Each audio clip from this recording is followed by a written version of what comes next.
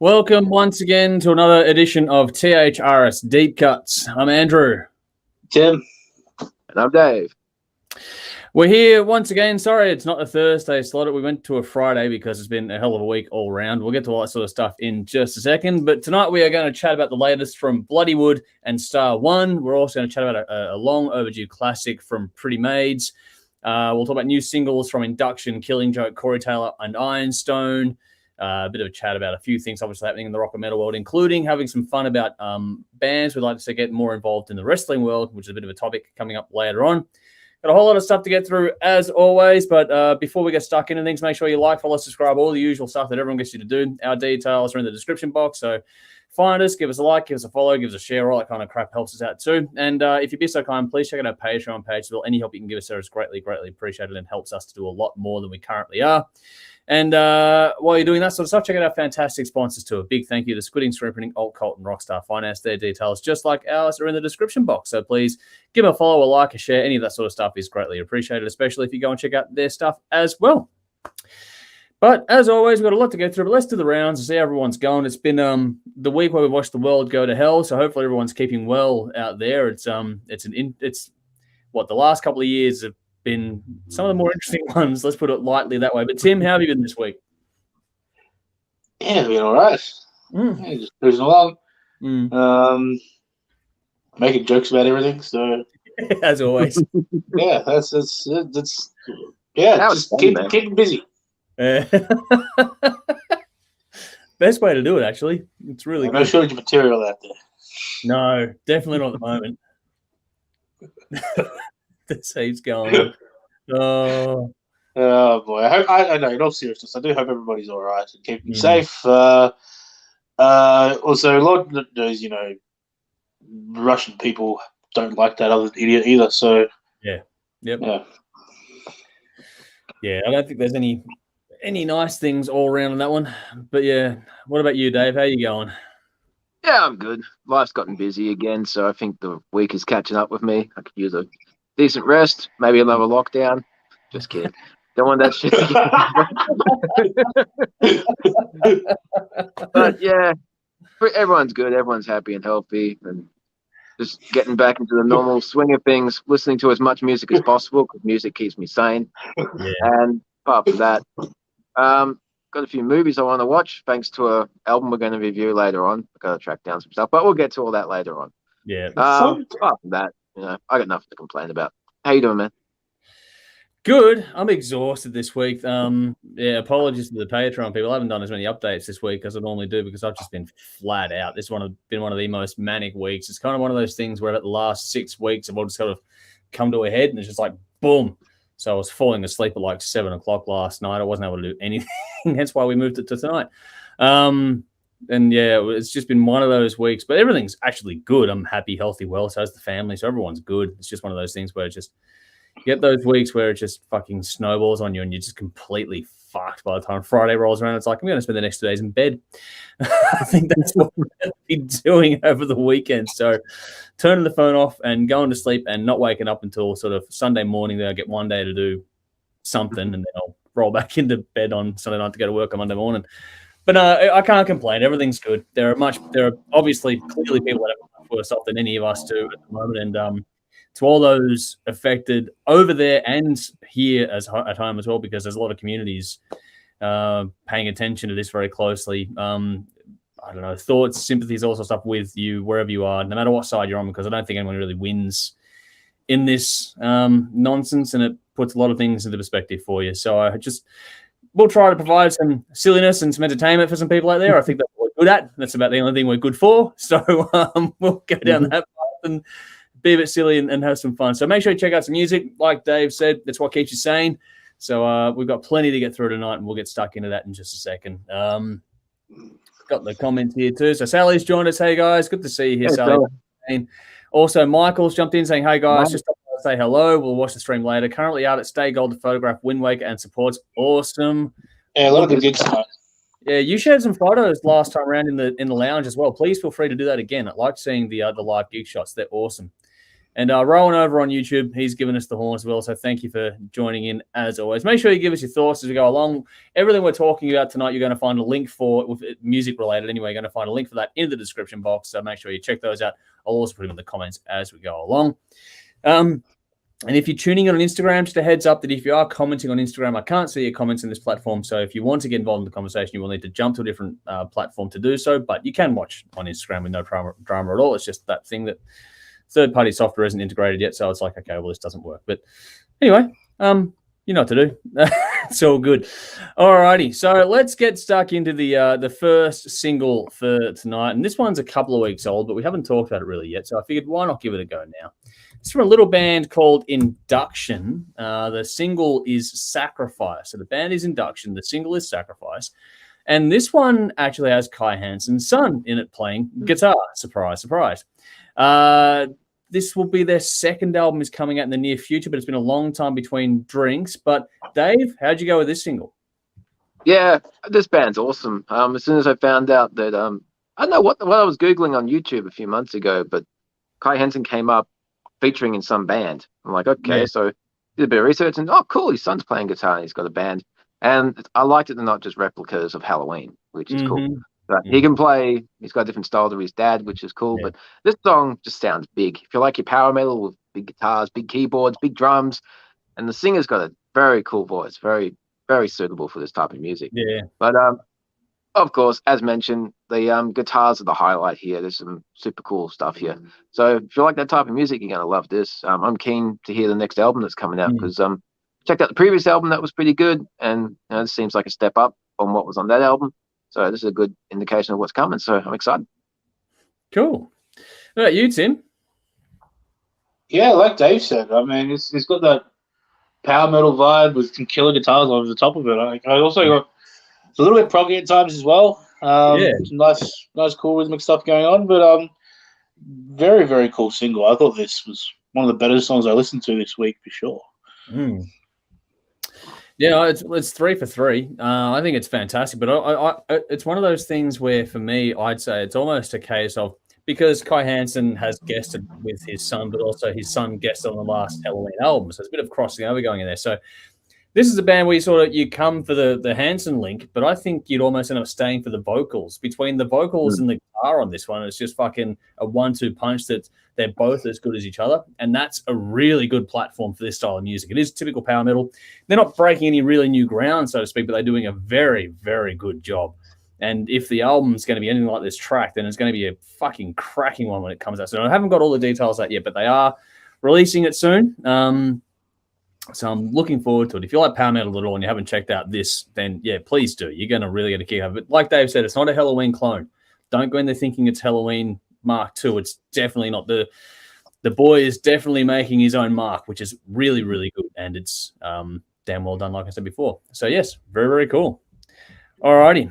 We always go through gear changes. Let's start the first of those now by moving to the latest from Killing Joke. The band is Killing Joke. The new track is Lord of Chaos. That is what we're talking about next. So check it out in the comments and in the description box. Killing Joke, Lord of Chaos. Tim, let's go to you first. Loved it.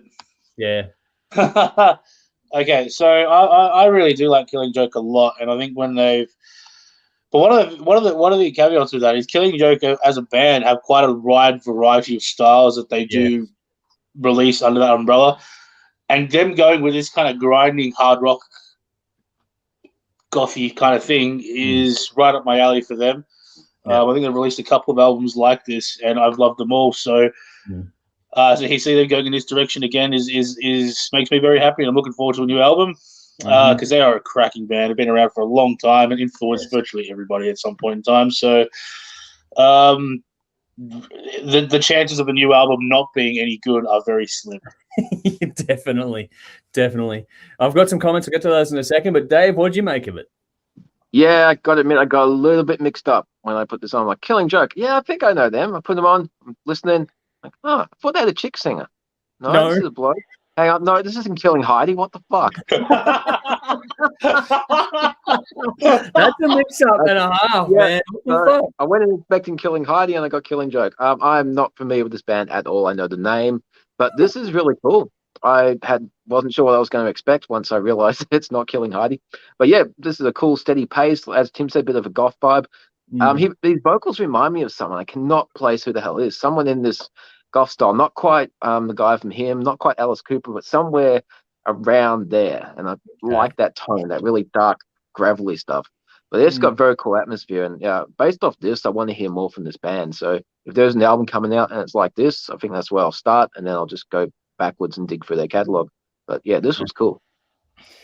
Well, if you like this, Dave, go and check out 2012 and Pylon. Their last two albums are exactly like this. So those are the albums. Pandemonium. Pandemonium as well, yeah. They're fucking ripper. 2012 or MMXII is one of my fucking favorites.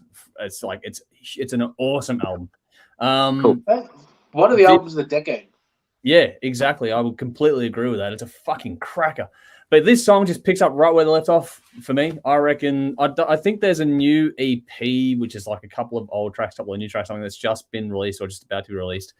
But this, I don't know. This just picks up where they left off. And if you like this, if you like it driving, a bit gothic, a bit industrialized, and not overly happy, but something about it's just very, very riveting, then this is the sort of stuff you want to get into. There's nothing complicated. It's just a fairly good mid-pace sort of riffy song with some not growly but sort of gravelly vocals that have pitch and melody to them as well, and they're mixed back in such a way there's a lot of atmosphere going with this style of music. So I really do enjoy what these guys do when they switch into this style.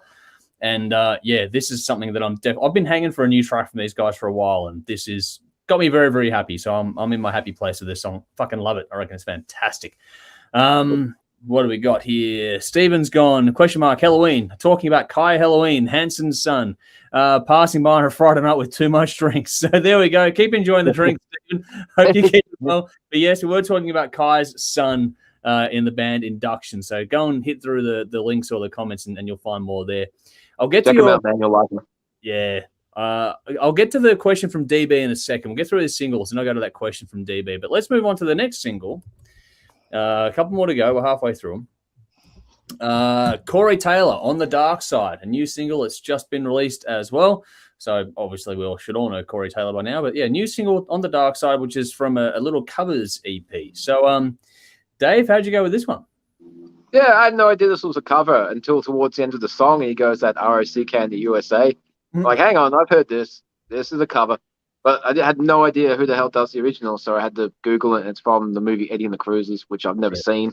So, but I must have heard it on the radio. But yeah, it's a pretty faithful cover from what I remember of the original, and it's interesting to hear something different from Corey Taylor. I mean, everyone knows him for Slipknot and Stone Sour, but the guy's obviously a music fan and likes lots of different types. So it's cool that he can do little projects like this. And it's an all right song. It sounds pretty good. And he does a good job. Band's good. So yeah, if you're curious to hear a different side of Corey Taylor, or you just like this song and want to hear it a little bit more rocked up, then yeah, this is pretty cool. Cool. How about you, Tim? So when Tom Morello does his acoustic side project thing, he releases it under a different name, so you don't really know it's him. Yeah. I really hope Corey Taylor does that in the future, because how when you watch Some Kind of Monster and the greatest dude in the whole movie, Lars's dad, is just delete that.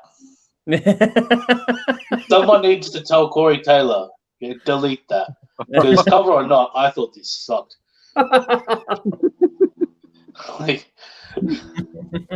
It's like listening to I don't know. It's like listening to a parody of a really bad parody of a song that's supposed to be a joke, but it sounds like a joke to me. This is not cool at all. All right.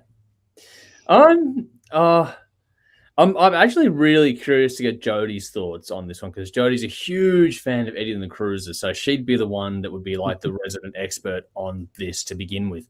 For mine, I think it's all right. I don't think it's anything to fucking write home about, but I think it's all right. It does the job. It'll be interesting to see where the rest of this EP goes. I think it's actually out today from memory. It's not, I don't know. It's just it's interesting. What I like about it is that he's taking on that style, and it's a precursor to the rest of the EP, which is all, old school rock covers. So I'm curious to see where he goes with it. I mean, I liked what he's done with the Stone Sour covers they've done in the past. So if it's something, if we get more along those lines on the new EP, then that'd be cool. If it's going to be a whole, like, I'm glad it's not a whole album of this. If it was a whole album like this, it'd probably be pretty quickly. But for a song, dear God. in review of it. I'm just looking it up now. The first track is Holier Than Thou. Oh, wow! All right, okay. We'll have to. I think it's out today. I think. Yeah, it is out today. They said the first track's Holier Than Thou. Okay. Interesting. All right. Well, we'll see if anyone wants to get into the THRS lounge and put your votes in for what you want us to review this coming week. Well, then that could potentially get up. But yeah, I didn't mind the song. I think it's okay. It'll be interesting to see what the whole EP is like, though. It's a bit of fun. Having for the record, it's an album. There's 9 tracks. Goes for over half an hour. An album. Jesus. Okay. I thought it was an EP. All right. Yeah, it's 40 minutes long. Yeah, it's an album. Alrighty. Yeah. All right. Well, yeah, I liked it. I don't know if it makes me go, wow, I want to check out a heap more in a heartbeat. Like when there's already competition this week for attention with things like Scorpions and Hammerfall, and then it's like, this is not one that's make it anywhere near that sort of competitive level. But as an individual song that was interesting to listen to, I thought it was well done. Pretty faithful to the original, and yeah, it was a bit of fun. But we'll have to look at the album playlist or the album tracks and see what it actually is to get some different thoughts on that one. If we don't review it this week, we might bookmark that one for a later date and just go, let's see when we can find some time to watch Tim rip into it for a bit of fun. As I'm concerned, you should never take the mask off. I know. You weren't a huge... You should kayfabe the whole world. That guy should have been like Mil Mascaras. You never know. You're never sure. Yeah. Stone Sour though, but all right. Are we real? If Stone Sour never released an album, we would not be missing out on anything. That take. I stand by that. That's a hot take and a half. Hey, even the dog doesn't like it. He's just fucking thrown up a little bit. He's thrown up again. See, that's because he listened to the House of Golden Bones. Fuck off. That's a good album. Yeah.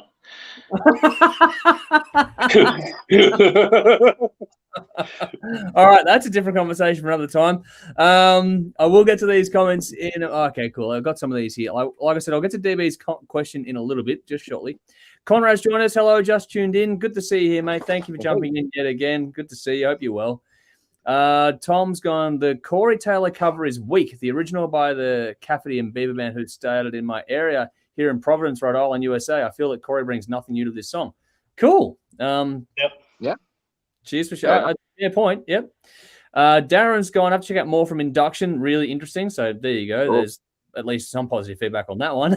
And Sally has gone, wow. When I saw the title, I was wondering if it was a song from the movie. And yes, Corey isn't scared to throw anything out there. So Old World, it's okay. I'm not sure why he put it out. The music is cool when it comes to the movies, but yeah, I don't know. He has another song on it called Lunatic Fringe, another cover.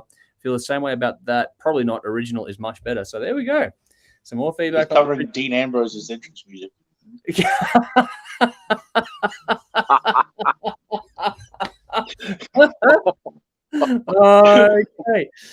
Well, let's move on from beating up old things and move on to shiny new things. There's a good segue. Look at that. Hey, like what you did there. All right, this is a new single from Aussie band Ironstone, which is called Shiny Things, hence the segue.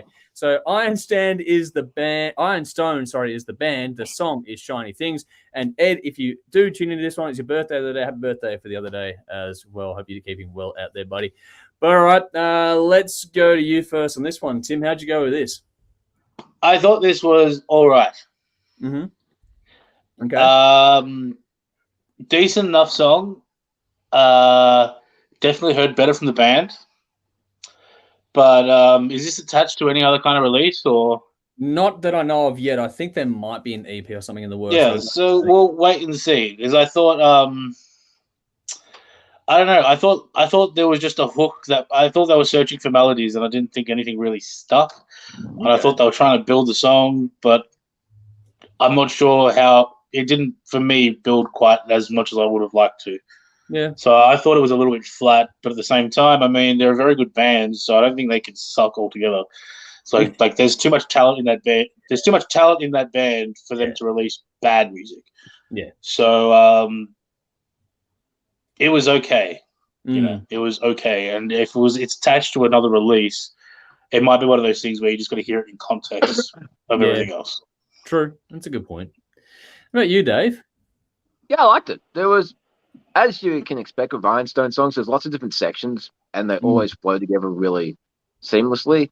And I thought that this one goes through the light and shade, harsh and clean really well. And I'm not a big fan of the screamo, but the singer they got now, he does that really well and fits the sound of guitars really well. So I think they've found themselves now, found the lineup that suits them. Yeah, the lineup. The lineup.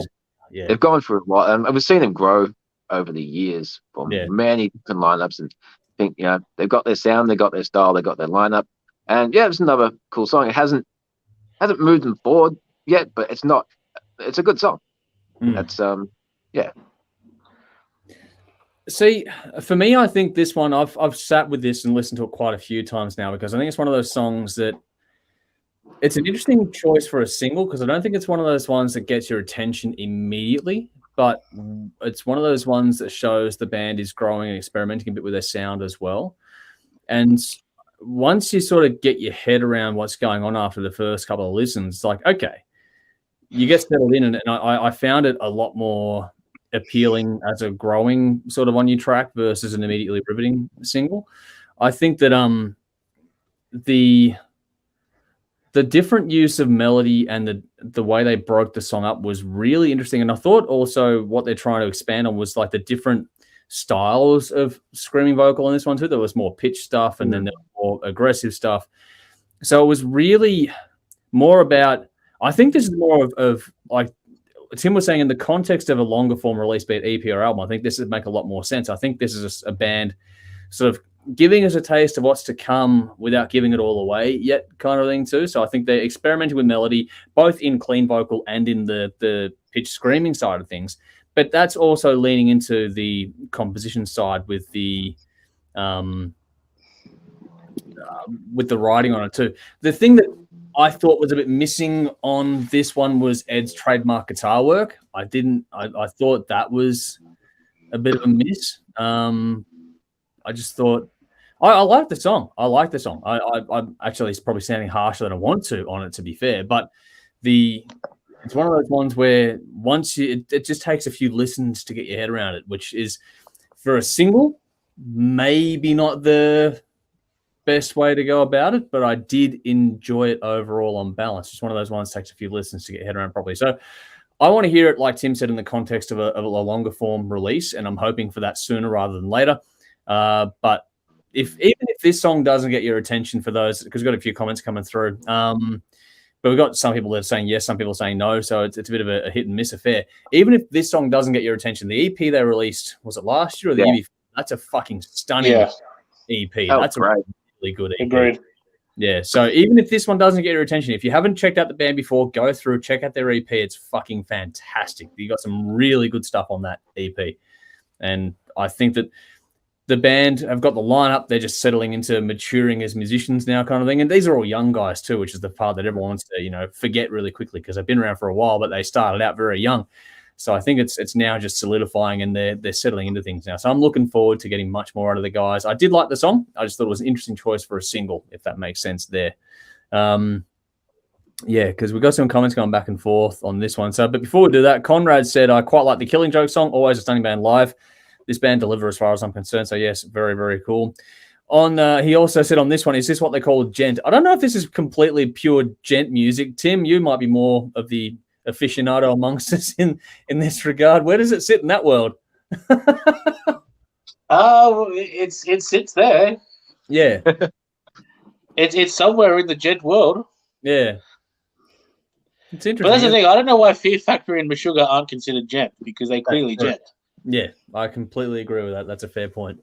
It's an interesting one. Yeah, but we'll see. I don't know. This is where, yeah, like I said, this band, that EP is the one you got to go to. I love it. But on the flip side here, Rowan says, this one really caught my attention. Hadn't heard of the band, but I'll keep an eye out for the next major release. Like I was saying, the next one is coming, I believe. I don't know for sure, but I think it's coming. But yeah, go and check out the EP that is out now. That is fantastic. So yes, Rowan liked it. Tom said that on the flip side, this sounds very forgettable, not loving the lead singer either, painfully average. So I don't know if I'd go down that path completely, but fair enough, though. People have their taste, and that's what they say with things. So, it's good. I like getting the different feedback, because especially like different regions of the world now too. It's really cool to get different feedback from different parts of the world while we're doing it, because in certain areas, certain music is much more pronounced. We don't get a lot of this stuff. It's growing here, but there's not a heap of it. So it's one of those things where it's not an overly full market in Melbourne compared to a lot of the other stuff going on. We're more of a traditional metal kind of town. We got plenty of slams and hardcore and heavy. Like, we're going to talk about not so much jinking. Yeah, Frankenbach on Monday will be a good. That's a good example of what we're talking about there. Melbourne metal, yeah. And I'm going to put that using timeout. We're getting nice little fucking spam comments on our little YouTube channel as we go through, so I just sort of get those ones going while I'm out of here. There's a bin coming up with that, I'm sure.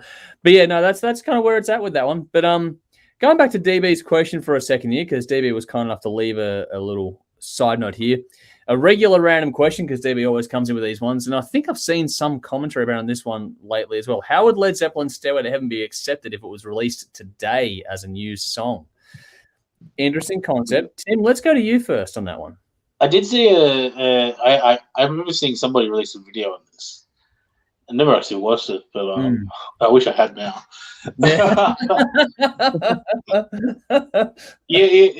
It released in its as it is now to do nothing. Yeah, I'm probably inclined to agree.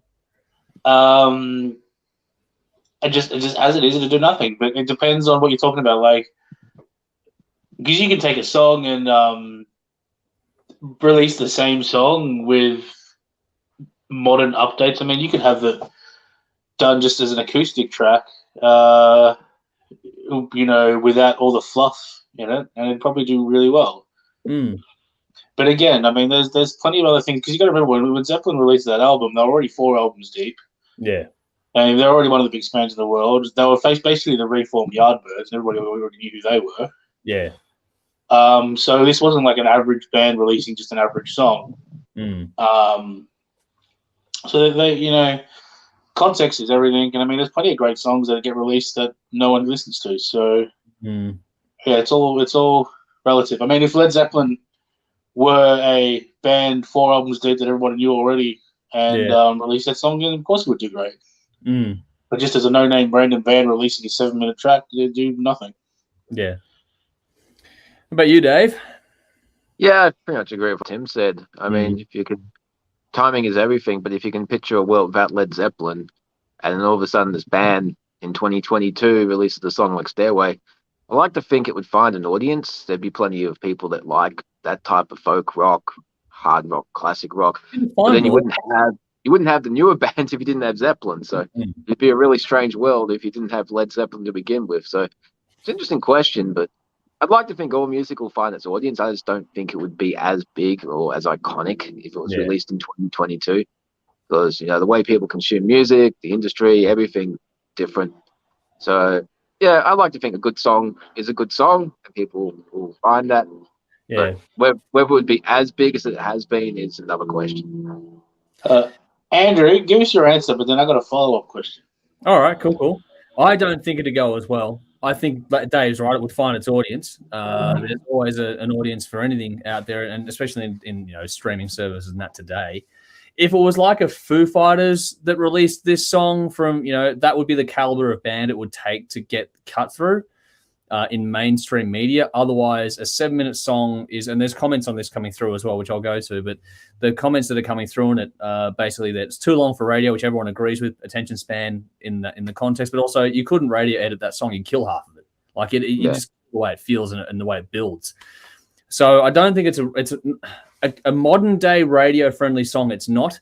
A great piece of art it is. So if it was going to be released by a band today that hadn't been released already, it would have to be a band that's on the level of something like Foo Fighters. Like what Tim said before, when it was released, Zeppelin were like kings of the hill. Like they were up there. So it's easy to get away with it and to promote it and push it at that sort of point. It'd need to be a special band to do it now. I don't think any old band could pull it off at all. The interesting thing about that song, it was never officially released as a single. No, radio stations just chose to play it because it was a good song. Yeah, when DJs actually had some power and could play when DJs what they thought was good. To play. Yeah, different world. What was your follow-up question, Tim? My follow-up question is, if you were going to if you were going to make that hypothetical question, why would Stairway to Heaven be the song? And why not another different Zeppelin song? Because I think if you were to ask most people what's your favorite Zeppelin song, outside of the absolute casual of the casual, I don't think they're picking Stairway to Heaven. I wouldn't. It would be in my top 10, but I'd pick Immigrant Song. Well, that was the one that came to mind for me, because for a song that would work in 2022, Immigrant Song would probably be more likely to get a radio play. That would be the one. I would say Rock and Roll is more likely to get radio play. Yeah. Babe, I'm Gonna Leave You is going to get more radio play. Yeah. The funny thing is that when you asked about, favorite Zeppelin songs, the first two that jumped to mind were Kashmir and When the Levee Breaks. The Levee Breaks is kind of in Queensland right now. For those up there getting rained out, I've got family up there too, so make sure you're staying safe up there, by the way, for those in Queensland. But and it's an interesting one. That there's a good comment here Tom's put. I'll get to that in a second. But no, it's interesting. That'd be a different topic, actually. Maybe we should do that one day. What songs from classic bands are our favorites, and then what do we think would be the ones to cut through on radio if they were released today? That's actually a different way of... That'd be fun. That's a good little follow-up idea there, Tim. We can expand on that one, I reckon. That's a good one. What about you? What did you think then? What was your answer to that? To what? To your question, basically, was it going to be that Rock and Roll and Immigrant Song would be what you'd go with instead? Well, they're more likely to cut through, I think, for sure. But again, everything's context. You can't just release a random song and expect people to play it. No, that's true. I think that, it'd be interesting. So I got some more comments. I'll go to that one. Rowan's just dropped a good one there. I'll go to that one in a second. But no, it's an interesting conversation though around that. Go back, revisit a classic album or two, and go from this band. What's the one that you think? Because I remember years ago we were talking about Dr. Feelgood and how well Dr. Feelgood stands up today. Yeah, and when you go by track, it's like, it's all right. But I remember there's a couple of weeks after you and I reviewed a classic album from the same era, but I cannot remember the name of the band for the life of me. Yep. Not nearly as well known, but that album mopped the floor with Dr. Feelgood. Yeah. Listening to it with current ears. Yeah. Just because of the way it was produced, the way they approached their songwriting and their performances, it just fit better. Yeah. But it was not nearly as commercial for what was looking for in 1988, 1989. Yeah. So it's just you gotta like I was saying, again behind the scenes. I mean, it's why when you look at 80s metal, right? Yeah. Bands like Slayer and Metallica stand up to 2021 ears much better than the hair bands do because those bands sound more like the bands that are out today. Yeah. They're less. They've got more contemporaries that are in the same vein. So it keeps the. But for the record, like for pop music, Yep. Madonna sounds more 2021 than Phil Collins. Yeah, definitely. Phil Collins sounded like an 80s man. 80s artist, yeah. You know, Prince sounds more 2021 than pick stereotypical 80s pop singer. Yeah. You know, just because it's how we've adjusted to listening to things. Yeah, no, it's true. It'd be interesting to see, like, go through and it'd be like that all the time, but go through and do like an actual breakdown on how shifts have happened in music and how artists have. Or another one that all three of us did. I mean, if you were to ask all three of us 3 years ago, what's your favorite Nirvana album? Probably all three say In Utero. All three of us listened to it. All three of us listened to it recently and was like, "Man, this sucks." Yeah, that's true. I would have thought, because I put that in my notes in the review for the grunge special. I thought that In Utero was going to wipe the floor with "No, never mind," and it ended up being the other way around in the end. And it's not like we've all never heard In Utero before. Of course, we've heard it before. It's just when you listen to it with new ears, with new, having listened with the context of everything else that we've listened to. Yeah, you listen back to it and go, "Okay, yeah, they're going for that raw sound," but it was a complete swing and a miss. Yeah, yep, definitely. Oh, fuck. That's an interesting one. That's a long convo. We'll get into that one a bit more, I reckon. There's some stuff there to dig into. That's a good follow-up question there. Just going back a little bit here. Christopher Pepper, good to see you. Thanks for joining us on Facebook. He's gone, Battle Beast, new album goes all right. Yes, it does. We reviewed that one a few weeks ago, didn't we, Dave? Yep, love it. Yeah, that went very, very well. That was good. All right, let's get back to the question, though. Tom said, Led Zeppelin's Stairway to Heaven wouldn't make it on the radio because it's too long and the radio edit would ruin the vibe of the song, which is true. Man Family, good to see you here on YouTube. They've gone, it wouldn't get any airplay as it's too long for commercial radio. Again, this is a common theme. Conrad on Facebook, if you're following the Facebook comments, he's put a fantastic version by Dolly Parton, so there we go. Tom says, though, DJs used to play it as a bathroom break or to have sex with their girlfriend. There was a few longer radio days that was a thing for. Iron Butterfly comes to mind when you think of that.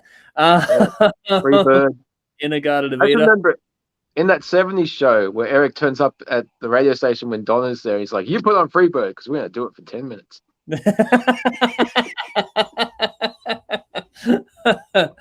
Rowan also says Zeppelin wouldn't get any radio play if they were a brand new band. They'd be building an audience with 20-second TikToks and Bandcamp. That's what I'm up for. Well, okay, hold on. Let's do a quick poll. Yep. How many people listen to Greta Van Fleet? Not including Not really. No, yeah. Let's see. Yeah, how many people? Yeah, okay. If you've listened to, and what follow up to that is, let us know if you like the band as well. So have you listened to them? And just as because I mean that's the logical, the next step. If they do sound amazingly like Led Zeppelin. I mean, if you want to listen to a new 2021 version of Led Zeppelin, then you're listening to Greta Van Fleet. But would Greta Van Fleet have gotten the radio attention it did without Led Zeppelin going before? No. Yeah, I don't think so. Well, they wouldn't sound like they do. No, that's true as well. Here we go. This is all chicken territory now. They probably sound like the Beatles. Like,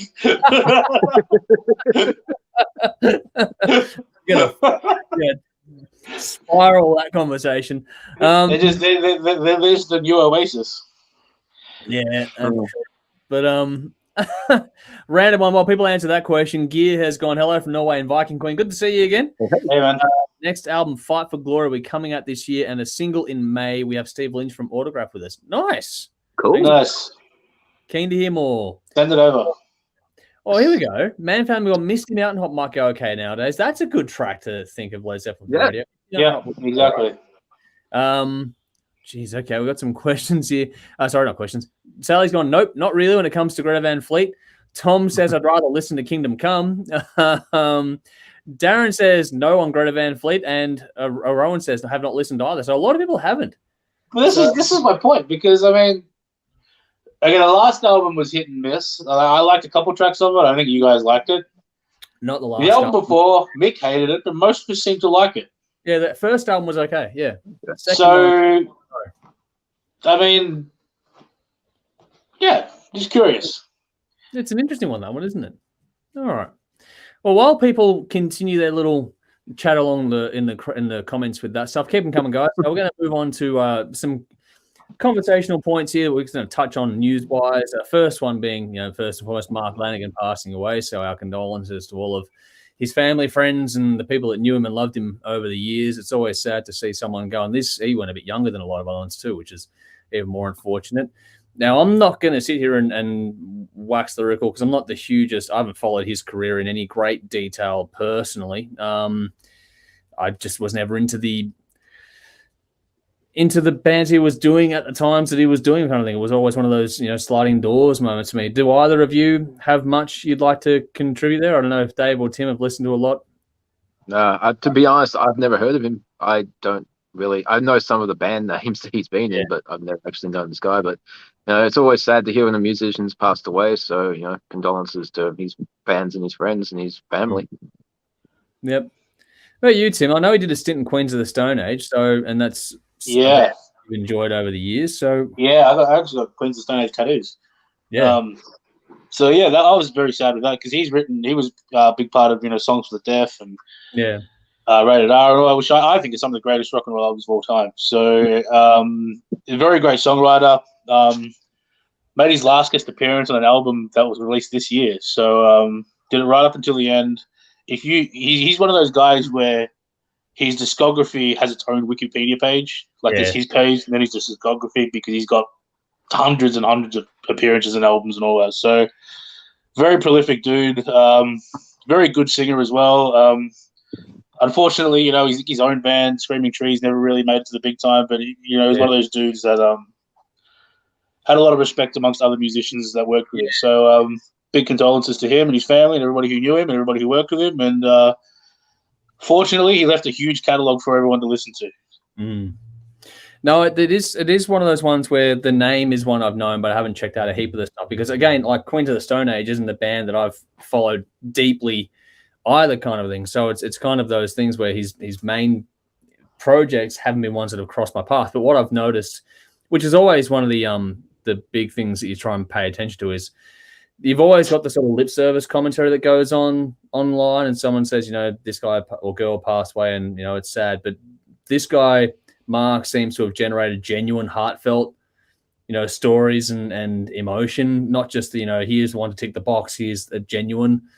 Everyone talked about how lovely he was as a person, all those things, and none of the traditional things where usually a few days later someone comes out and says something nasty and levels an accusation at them. That hasn't happened in this case either. So nothing but kindness and a lot of love for someone, which is even in the context of not knowing the person, or me personally not knowing the work of the man as deeply as I would like to have so far. There's always time to go and do that, obviously, but what you pay attention to is that sort of legacy. If you can leave that kind of a mark behind, especially in the music industry, which is notorious for having a lot of bad people in it, then if you can be one of the good guys and leave a mark like that, then I think that's, in a lot of respects, for me personally, that's something that's be more proud of than the musical legacy you leave behind. But obviously, like Tim said, there's a huge amount to go through as well. So please do go and do so if you're inclined for that. We've got a comment here as well, so give us a second here to go through it. But Conrad said Mark had a very unique voice, quite gravelly, so that's very true there too. Matthew, though, our good friend, has gone, I had the pleasure of meeting Mark at the SB one night many years ago. I recorded his set in the Gershon room. Was a great chat too. Man, that is awesome. That's cool. Very cool. That on disc somewhere, but if not, then fuck, that's an experience that you'll never ever forget. So very well done there. Cool. Thanks for sharing that with us too. Really appreciate it. Jacob over on YouTube, new here. Nice content, lads. Keep it up. Cheers for stopping by. Glad you're enjoying it. How you doing, man? Thanks for commenting. Yeah, love getting new faces. So yeah, feel free to come in whenever you see us doing this and give us your thoughts on anything as we go through things. Going to change topics as we always do. Gear's gone. Yes, I'll send over this song in May, and we'll really worldwide. I think we're playing a big tour this year and next year. Cool. So looking forward to the new one from Viking Queen there too, which is always good. Always love new music. For those that are wondering, because Tim, you were wondering earlier this week, the email for the show is the best way to contact us, and it's in the description box. So don't Facebook messages. Like, you can Facebook messages, it's going to take forever. But if you email us, you're more likely to get a response in a shorter time frame. So send us an email, media@thehardrockshow.com, media@thehardrockshow.com. That is, if anyone wants to get in touch, that's the best way to email us. Mike asked me, and I'm like, I don't know. I don't know why. I got the email when I got home from work. I got the email. I've gone, that's fucking why. And had a good chuckle myself. But you know, it's like, I've never had to email my own show. Like, because when people ask you, what's your phone number? It's like, oh, I don't know. Yeah, exactly. That was a funny as fuck conversation. But anyway, good value. Yeah, the chat log we've got that goes on behind this is something else entirely. That video Brendan sent through earlier today about the bring your own fucking cup from 7-Eleven was bizarre. No, it's not 2 girls, 1 cup. It was the Premiership Cup for Slurpee. So there we go. All right. That cup's, the Premiership Cup's been doing the round, so congratulations. Yeah. Well done for Melbourne for doing that. And I think that's actually really, really good. There's a dude like just up the road with his house painted. Who they stopped by and dropped the cup off, took a picture a couple of days ago. So, oh wow, that's cool. So yeah, well done to the Melbourne Footy Club. Yep, no, awesome. Love seeing some of that. The other conversation topic before we get on to a bit of fun is Foo Fighters in Geelong. I think it's already sold out. There was a big deal announced by the Andrews government recently, or a few days ago, and it's gone bang. Just basically wanted to get a quick little roundtable discussion on our thoughts on it. So, Dave, what do you make of it when the announcement was done, and what do you think of it all going forward? Because there's a planned series of events coming up. Yeah, it's cool to have live music back. Bit pissed off some of my bands that I want to see haven't been, rescheduled sooner, so I can actually see them. Bands that I might have had tickets for like years and years now. Yeah. But if you're a Foo Fighter fan, it's pretty cool if you want to make the hike out to Geelong. Seems a bit odd that bands coming all the way over for one place in Geelong and not playing Melbourne, Sydney, Queensland. Foo Fighters could do the entire of Australia, but it is what it is, and I guess it's the first step. And people are dying for live music. If you're a Foo Fighters fan, it's pretty cool. The traffic back from Geelong is going to suck big time after the gig. Yes, that's true. So I remember visions from 1993 when Guns N' Roses played Calder Park. So I can imagine that all the way back from Geelong. But we'll see how it goes. It's cool things are starting up again. I just wish Kiss, Iron Maiden, Guns N' Roses will get confirmed and locked in, and even Crash Diet and fucking everyone. But okay, Foo Fighters fan, get a gig, and I can still wait. Man, Calder Park, man. I remember driving back from a fucking Melbourne Victory game. It was a nightmare from Geelong. Yeah. Yeah. What about you, Tim? What do you think of it all? I think this is genius, right? Because, okay, you don't want to know why they're not playing Melbourne, Sydney, Brisbane, all that? Because it's being paid for by Tourism Victoria. So if they play Melbourne, Sydney, Brisbane, then people who want to see the Foo Fighters aren't going to come to Victoria and put their hard-earned dollars straight into the Geelong economy. Yes. That's what it's about. And as to why, and you know what, the traffic is going to suck. And that means that us, Victorians who know better are more likely to shell out for an Airbnb or a hotel or something to stay the night in Geelong. Yep. And again, put more of our hard-earned money straight into the Geelong economy. And like I said, I think that's the genius of it. The only flaw in the plan, and I mean, they could have done this with Melbourne bands and Australian bands, but Australian bands aren't going to get people to travel from Brisbane to go to Geelong. Yeah. That's the key. If there is a flaw in it, they could have added a couple more Australian bands and made it an all-day thing. Yeah. That is the one flaw.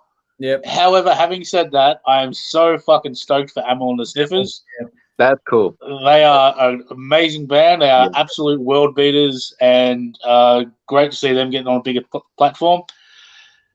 So I think this is genius all around. And I did really enjoy seeing like people who aren't from Victoria going, why aren't they playing here?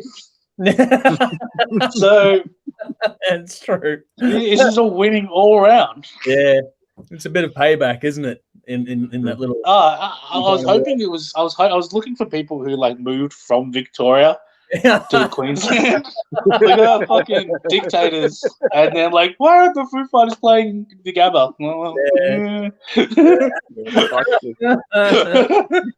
This is true. It's a bit of a this is a point and laugh kind of moment, isn't it? For those. Oh man, look again. But I mean, because here in Victoria, I'll tell you why. Because here in Victoria, we don't have we don't have the Harbour Bridge. We don't have the beaches and the theme parks of Sydney. Yeah. We don't have the wine valleys and all that of South Australia. But what we are is we are the coolest city and we are the coolest state, and we will attract people. We don't have those natural things, but we'll attack people with the Foo Fighters, the Grand Prix, and the tennis. Exactly. And various other cool things. So, yeah, that's what we do. That's the genius of it. Yeah. I'm all for it, personally. I know that a lot of people, like I saw it was funny that Amy Shark jumped on Twitter and had a bit of a complaint about it because she was doing a gig on the same night. And it's like, the idea is to get regional tourism kicking off again. Amy Shark, all the respect in the world, but I don't think she's going to quite do the same thing. Hey, I know, man. Orange are playing the same night as Electric Mary. I know the feeling. Yeah. Let me know how that works out for you. All love in the world, but yeah, it's one of those things. But but it's also when you take into account that this is the first in a series of events to promote regional Victoria and help get people out of Melbourne and from interstate to go into these places and explore. Because while we're not a huge state, we do have a lot of places to explore and go and see. And if you get out and amongst it, it's actually quite a beautiful place to go and visit around Victoria. There's a lot to go and see, a lot to go and do, and a lot of little hidden gems. And that's what I like about this because, Tim mentioned the idea of the Airbnb thing. If you make this into a weekend thing and you go out to the Geelong, you can go and see things like the Otways and all that kind of stuff as well. There's heaps you can do over there. There's lots you can go and do just in general to go and explore and expand. And yeah, I think it's a good thing. And we don't know what the rest of the plans are. But if this is something that I know that a lot of people, especially in our little world, will want to see, well, why don't we promote Aussie bands? Well, I understand it, but until the media landscape changes, that's not going to really do much.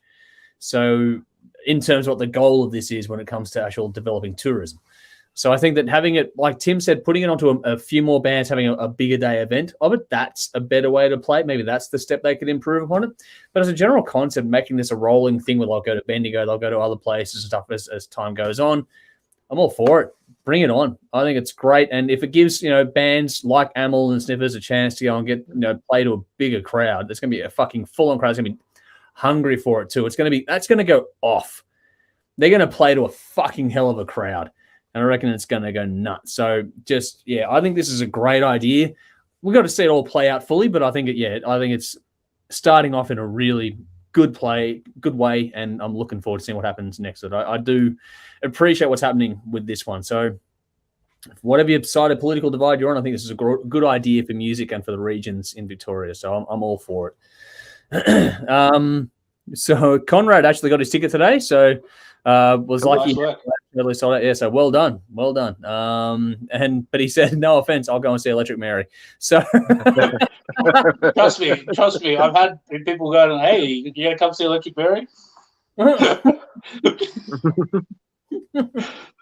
Well, I'd love to, but I can't. Yeah.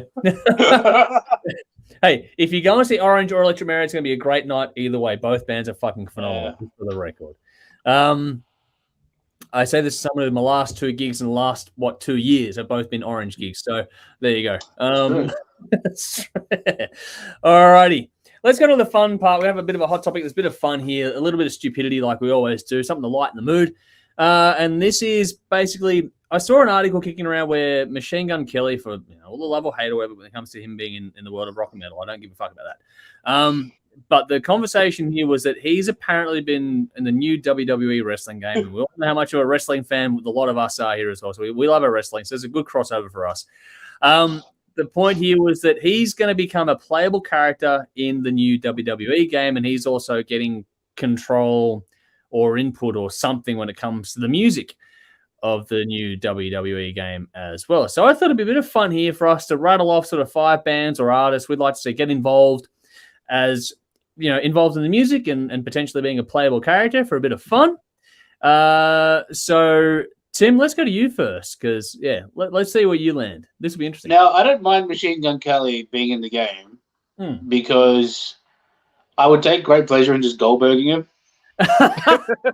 Like, who doesn't want to just beat him up in 30 seconds? It'd be. I hope he's got the same skill set that he showed in the NBA All-Stars game. That's what I hope. I haven't seen. Apparently, it was the worst dunk contest of all time or something. So bad. So I haven't bad. seen it yet. Yeah, horrifying. Remember the days where it was just like Dominique would just rip the rib down, and we're like, that's awesome. Yeah. Oh, Yeah. fuck.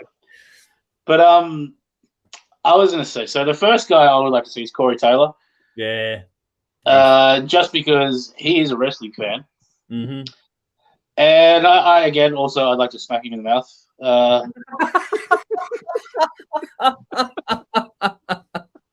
I want to see Steve. I want to see Steve-O from Jackass in there. Oh, that would be fun. Again, because we all remember the beating Umaga gave him a few years back. Yeah. And again, he could take a beating. I'd love to see. I'd love to see. What's his name from Machine Head? Rob Flynn. Yeah.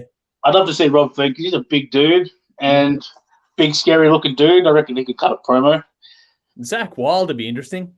Zach Wilde would be perfect. Zach Wilde would be perfect. So Zach Wilde, I'd love to see Zach Wilde be part of like the Mega Powers. Yeah. And he could like flex his guns with Macho Man and Hogan.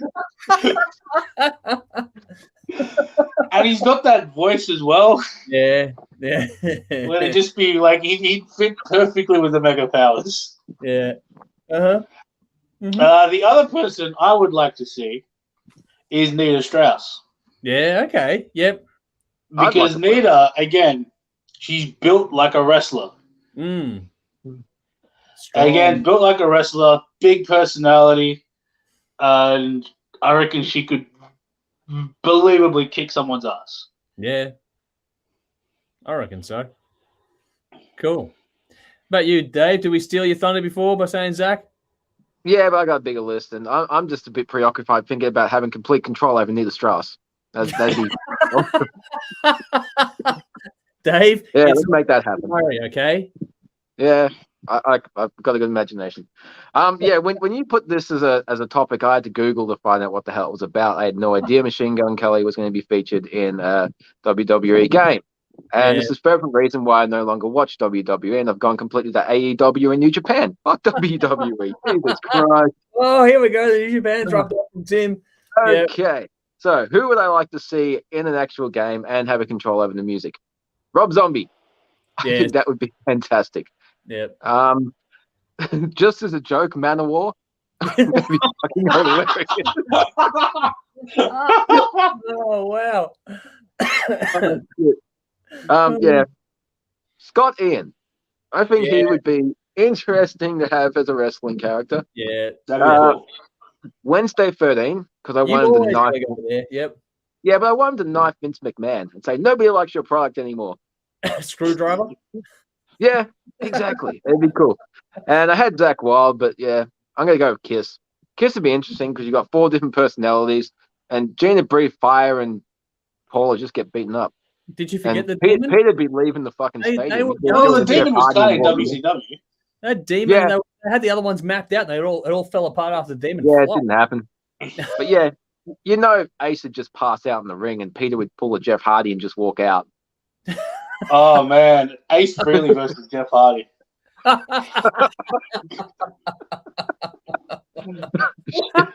can just see a 3-way with Ace Frehley, Jeff Hardy, and Rob Van Dam, and just be.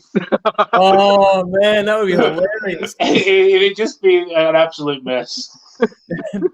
Local wrestler smokeout. Fuck. Oh shit. Is that your list? Is it that's the list? Yeah. I actually went a different way. I got a couple of crossovers, but got some different ones here too. Got a lot of comments coming through, which is good. Keep them coming, folks. I'll get to those in a second. But I actually picked a tag team of Till Lindemann and Richard Krust from Rammstein. I thought that would be like both big dudes. They could both be a bit of fun in the ring and musically, hell, fuck, I'd go for it. Play a pyro in the entrance. Oh, fuck yeah, man. The amount of pyro alone, you know. Inferno Mac. They use the entire opening sequence just when they walk into the ring. Till can walk out with the whole flaming jacket on. I also picked Rob Zombie, but I wanted to have John 5 as a valet, like his manager, like Jimmy Hart. So, so John Five goes with the guitar, noodling away on the side of the ring where Rob Zombie's running around like a madman. Ivan Moody from Five Finger Death Punch. I think he'd be interesting.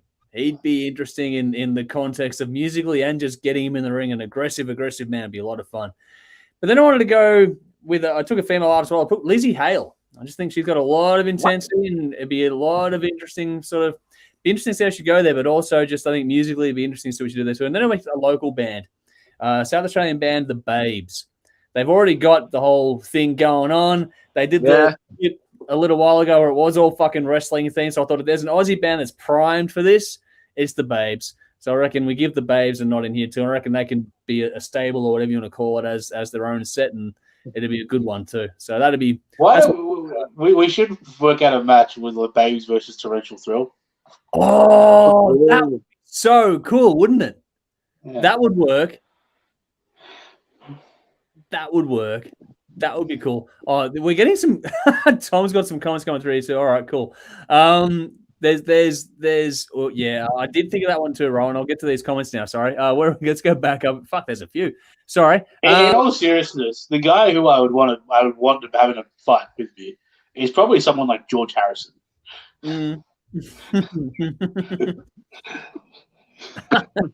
Let's face it, George Harrison would fuck you up. Yeah, I'd like to see the other way. I'd go Steven Seagal, just for get him out there. We had to listen to that album. I don't want to Steven Seagal control the music.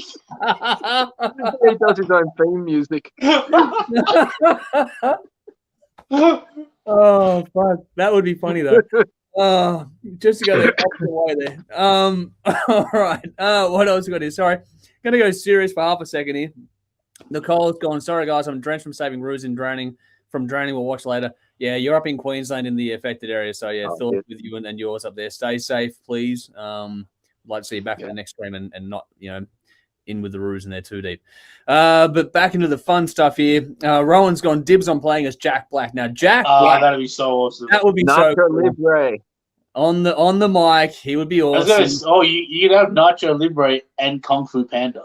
Yes, definitely. That would work so well. All right. Jacob has gone MGK on the new WWE. Not sure how I feel about that geezer in the game. So there we go. But he's followed it up. Just beat him up. Yeah, that's it. Beat him up. But he's followed up with Steve-O would be badass. Steve-O versus MGK would be a funny match. Would be a funny match. Sally says, yes, Zach. She's also said clown. When I'm assuming clown from Slipknot. Yeah, anyone from Slipknot would be fucking a pretty good choice there. Jacob said when Tim was going through his, I think it was Tim first. Yeah, Tim went first, so he got some good picks. But he also said Scott Ian from Anthrax. He'd get his ass kicked, but he'd be funny, so that would be there. So when Dave was going through his, Darren was agreeing with you. Rowan threw in Peter Garrett. Now, just watching him dance in the ring would be interesting. Oh, brilliant. Him dancing with Danhausen. I was going to say him and Nakamura. He's gone followed up with that was a joke. We're all having a good laugh, don't worry. But Sally says Gore. That would be interesting, actually. Gore would be fun. Gore would be a lot of fun. Jake is having a good chuckle at all the silliness from us. Rowan said Mike Patton. It'd be an interesting one to. Mike Patton, I've seen him lose his shit. He would be scary. He's a scary man. Yeah. Mike Patton versus Yoko Ono. In a screaming match because they got the performance art side. That would be Vince Neil. Vince Neil versus Yokozuna sumo match. Shit. Here we go. Tom says D. Snyder. That would be interesting. D. Snyder versus Aussie. That'd be a bit of fun. Yeah. But here's one that's it. Now this is what you said, celebrity deathmatch. DJ versus Slash. There we go. That's a good one, Tom. That's a nice one. DJ Ashbar. But here, Rowan also said Tatiana from Ginger. I did think of her earlier today. Tatiana from Ginger would be a good one too. Conrad's gone Mustang. He has 2 black belts and almost has a 3rd. So yeah, Mustang would be one to put in there. Him versus Steve Blackman would be interesting. Cool. That would be interesting. Yeah, I don't know if I don't know if he's got enough personality though. Who? Blackman or Mustang? Mustaine. Or both. Yeah, exactly. That's why I was like, hey, which one? Actually, you know who'd be a good wrestler just by his look, Kerry King. Yeah, definitely. No, Phil Anselmo. Oh, for sure. Phil Anselmo. That's one. We haven't got that one. Yeah, I was waiting for this to come up. Sally's gone, what about Danzig? I'm sure Brendan. Oh, for sure, yeah. Danzig. There's Red Dragons themes. I don't know how that's not a Danzig song. Yeah. Oh, that sounds exactly like him. Yeah. Peter Steele. Yeah, Darren also says Britney Slays. That'd be another good one too, actually. That's cool. And Rowan's got Angry Anderson. Now that would be interesting too. Angry probably part of the minis.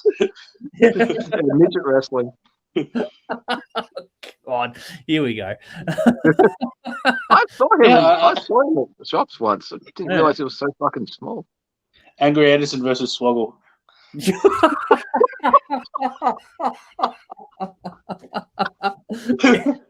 the top rope battle royal. Fuck. All right.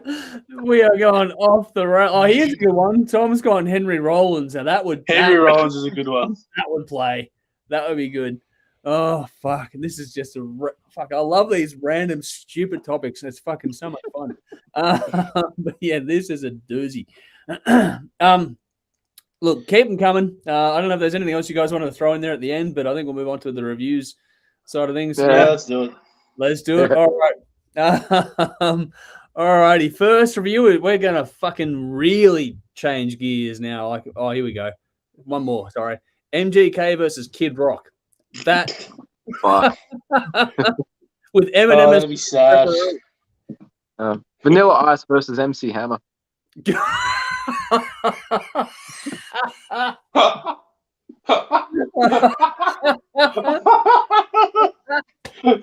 Oh, fucking hell.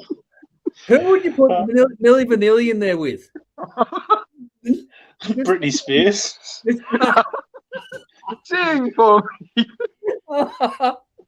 I remember this Vanilla Ice played at a festival. Yeah. Big Day Out or something like that. And he was at a half an hour set. And somehow he managed to drag Ice Ice Baby out for like 20 minutes. Oh, wow. No. But if you were here, what would you do? Well, yeah.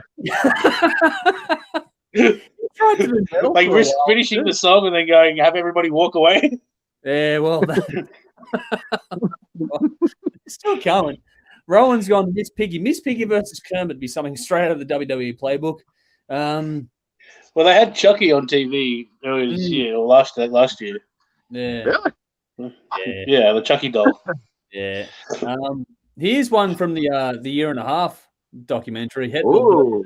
Rose. That'd be interesting. Hetfield by Lance Ladd. I think so as well, to be honest. Debbie Gibson. Tom put that one there, but he has also put Snow versus Vanilla Ice. Al Snow. Dude. That would. Oh, it's 1993 all over again. No, you know what? Terry Funk versus Ozzy Osbourne. Yeah, all right. Yeah, that'd be cool. That would be one of the most fucked up matches. Battle of the Cripples. Hey? Battle of the Cripples. Yeah, pretty much. Fuck. It depends on the Aussie. Well, yeah. And Sally's gone by Axel when it comes to the Axel versus Hetfield kind of argument. Dave, I don't think even you can back that one in. So, No. Oh, Ice-T versus Mike Muir. Interesting. Excellent battle. Yes, that'd be good. Mike. Ice-T versus Booker T. Booker T. Battle of the T. Yeah. That's a good one. On a pole match. WCW. Oh, God. Who would you put Ric Flair in there with? Well, I thought Ric Flair when Dee Snider came up. Yeah, maybe Biff Byford as well be another one. Because like Ric Flair could do anything. Mm. I remember on Raw there was a Raw once where they had Ric Flair and a few other guys playing musical chairs, and it was the greatest thing I've ever seen. And then Ric Flair got eliminated, and it sucked. Oh, yeah, that makes sense. He could carry anything. That one. He's a genius. That guy could do anything. Oh, here we go. So David Lee Roth is Tom Son said David Lee Roth versus Ric Flair. Actually, you know what? Milli Vanilli. Yeah. Jay Lethal. Ooh. Okay. Milli Vanilli versus Black Machismo. Yeah. yeah, definitely. Yeah. Darren's gone Lars versus everyone. So Lars versus MJF. Yes. That. Just two Weasley geeks. Oh no, Orange Cassidy. oh. You know what I'd do too? I'd have like Lars do like a tennis player gimmick. Yes. Walk down to the ring with the headband on, an air guitar into the tennis racket, doing the whole Hulk Hogan entrance. NWO era. Such a Vince idea. Yeah, and Darren's on MJF for the win. So there we go on that Dude's one. amazing. Yeah. All right. That dude's winning the world title at Double or Nothing. Yeah, I reckon so. But let's see what happens. Ooh, Tom with the fire. Newstead versus Lars. If that was a real fight, like, does anyone think Lars is winning? No. Nah. Because you don't, do you? Oh, fuck. All right, let's do a review. Let's get into the reviews. I was going to be here all fucking up, but keep them coming, guys. There's a lot. I love the ideas you're all coming up with. So keep them coming in the comments. We'll move on. We can probably turn this into a semi-regular theme. Let's pick a battle and see who we think would win and why. You know that those bullshit fucking wolf versus saber-toothed tiger kind of thing and all that kind of crap. Just those bullshit ones. Just come up with this wins and why, just for some bullshit. But a bit of fun just to have some conversation starters in this one. But anyway, let's move on. First review tonight comes from India. So in the comments, in the description box, you're going to find a little band called Bloodywood. And the song is Danadan, I think it's pronounced. I do apologize well and truly in advance for any and all of us getting pronunciations wrong in this review, in this segment. I do apologize on behalf of us all in advance. Hang on. Before we do, Rowan's gone. Grace Jones versus Milli Vanilli. That's not a bad one.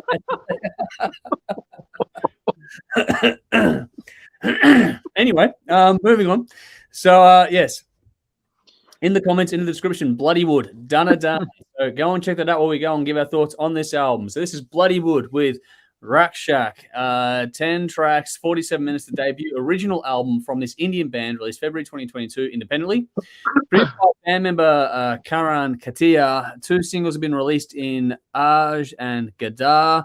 Now, there are also 4 re-recorded, previously released singles on here as well. The title of this album apparently translates to Guardian. And a special thanks to Michael, who was commenting here earlier, being the photographer. He's out of the gig tonight, but he actually brought our attention that we knew. I knew of the band, but didn't know they were dropping an album until he mentioned it in the THRS Lounge. So, yeah, their cover of Ari went viral years ago. I've known about them since then, but let's see how their debut original album goes. Let's start with Dave. Okay.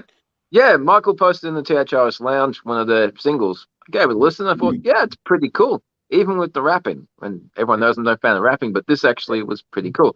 And so I was interested to give the whole album a listen. There are a lot of different styles in here, both from the metal world and from the traditional Indian instruments and singing. And the different styles vocally, they really complement each other. I mean, it comes from the new metal world in terms of metal. You got the harsh metal singing, and then you got the clean rapping, but you also got clean vocals in general, and then there's the female traditional vocals in the background. And it just flows together really beautifully. It could almost be a cross between Soulfly and Linkin Park in terms of the heavy. Yeah. But, there's much more than just the heavy parts of this band. The rapping comes more from the Linkin Park style, more than from the Limp Bizkit style, which probably why I can handle it, because I don't mind Linkin Park. I despise Limp Bizkit. But yeah, because of the whole harsh vocals, clean rapping. Yeah, Linkin Park. But the most important part, the rapping has substance to it. These lyrics are actually important, and a lot of the lyrics I can't understand, but you can tell that they're making a statement. There's some's in English, some is in Indian, but even the stuff that I can't understand, you can tell it has substance. It's not just, hey, I got my red hat on backwards and I'm a fucking poser. Mm. If you like your percussion, there you go, Tim. sup, fool? Yeah. If you like your percussion in metal, this drummer is an absolute beast. And there's also some excellent percussive instruments added into that, which I thought flows together really well. Mm-hmm. And the band certainly isn't a one-trick pony. Their compositions are epic in arrangement. And as I mentioned, the different styles. Personally, I prefer a lot more guitar solos, but that's just my taste. I'm trying to be non-biased here, but even without the guitar solos, there's some very cool music here. But the guitar solos would have added an extra nice layer. Amusing diss of WWE in the song Gadar. Yeah. None of this, I can't remember the exact rap, but they're basically saying none of this fake WWE, we're keeping it real like UFC. Pretty much it. Yeah, that was cool. A lot of their YouTube videos class them as folk metal, and they're way, way too heavy to be folk metal. Yeah. However, there are elements of folk in their music. A lot of it comes from the flute and the woodwind instruments. And there's some really beautiful melodies in amongst the brutal. Yeah. Enduran, I think that's how you pronounce the song. Excellent light and shade in that. You got harsh and beautiful. Such a large palette for this band to draw upon. Yeah. There are a couple of times when the rap just becomes a little bit too much for my taste. The song Da Dan, and he's really laying it in at the start. But I can't fault that song because it goes into such different territory as it progresses. There's a lot of different style in that one song. And they follow that song up with Jivari, I think that's how it said. And that's just a really mellow song. So overall, it's a really diverse and interesting listen. Every song is really well done, written, performed, produced, and this is they've really worked hard on what they're doing. There is truly something for everyone in this release. Whatever style of music you like, you'll find something to enjoy. My standouts were Gadar, Jivari, and Endurance. 8.5 out of 10. Nice. For those at home, Tim put his cap on backwards when Dave was mentioning that. And apologies for my interruption before. My dog Caesar was trying to chew on a DVD case, so I was trying to get his attention to stop him from fucking actually breaking the goddamn thing. So apologies for the interruption before. But Tim, over to you. Your take on this album. Now, I didn't know that they called themselves folk metal. Ah, okay. Now, I think that is fucking brilliant because folk music is not just Western folk music. Mm-hmm. Folk music is a regional thing. Yes. And that's what they've done here is they've taken their own regional folk music and added it into modern metal styles. And, I mean, there's everything here from, we mentioned Fear Factory before, and from those kind of stuff all the way through to new metal stuff, through to, there's bands like from influences from Periphery and THRS, all the way through to, Meshuggah and Animals as Leaders. And, these guys could play with the Omnific and it would fit perfectly. Yes. Yeah.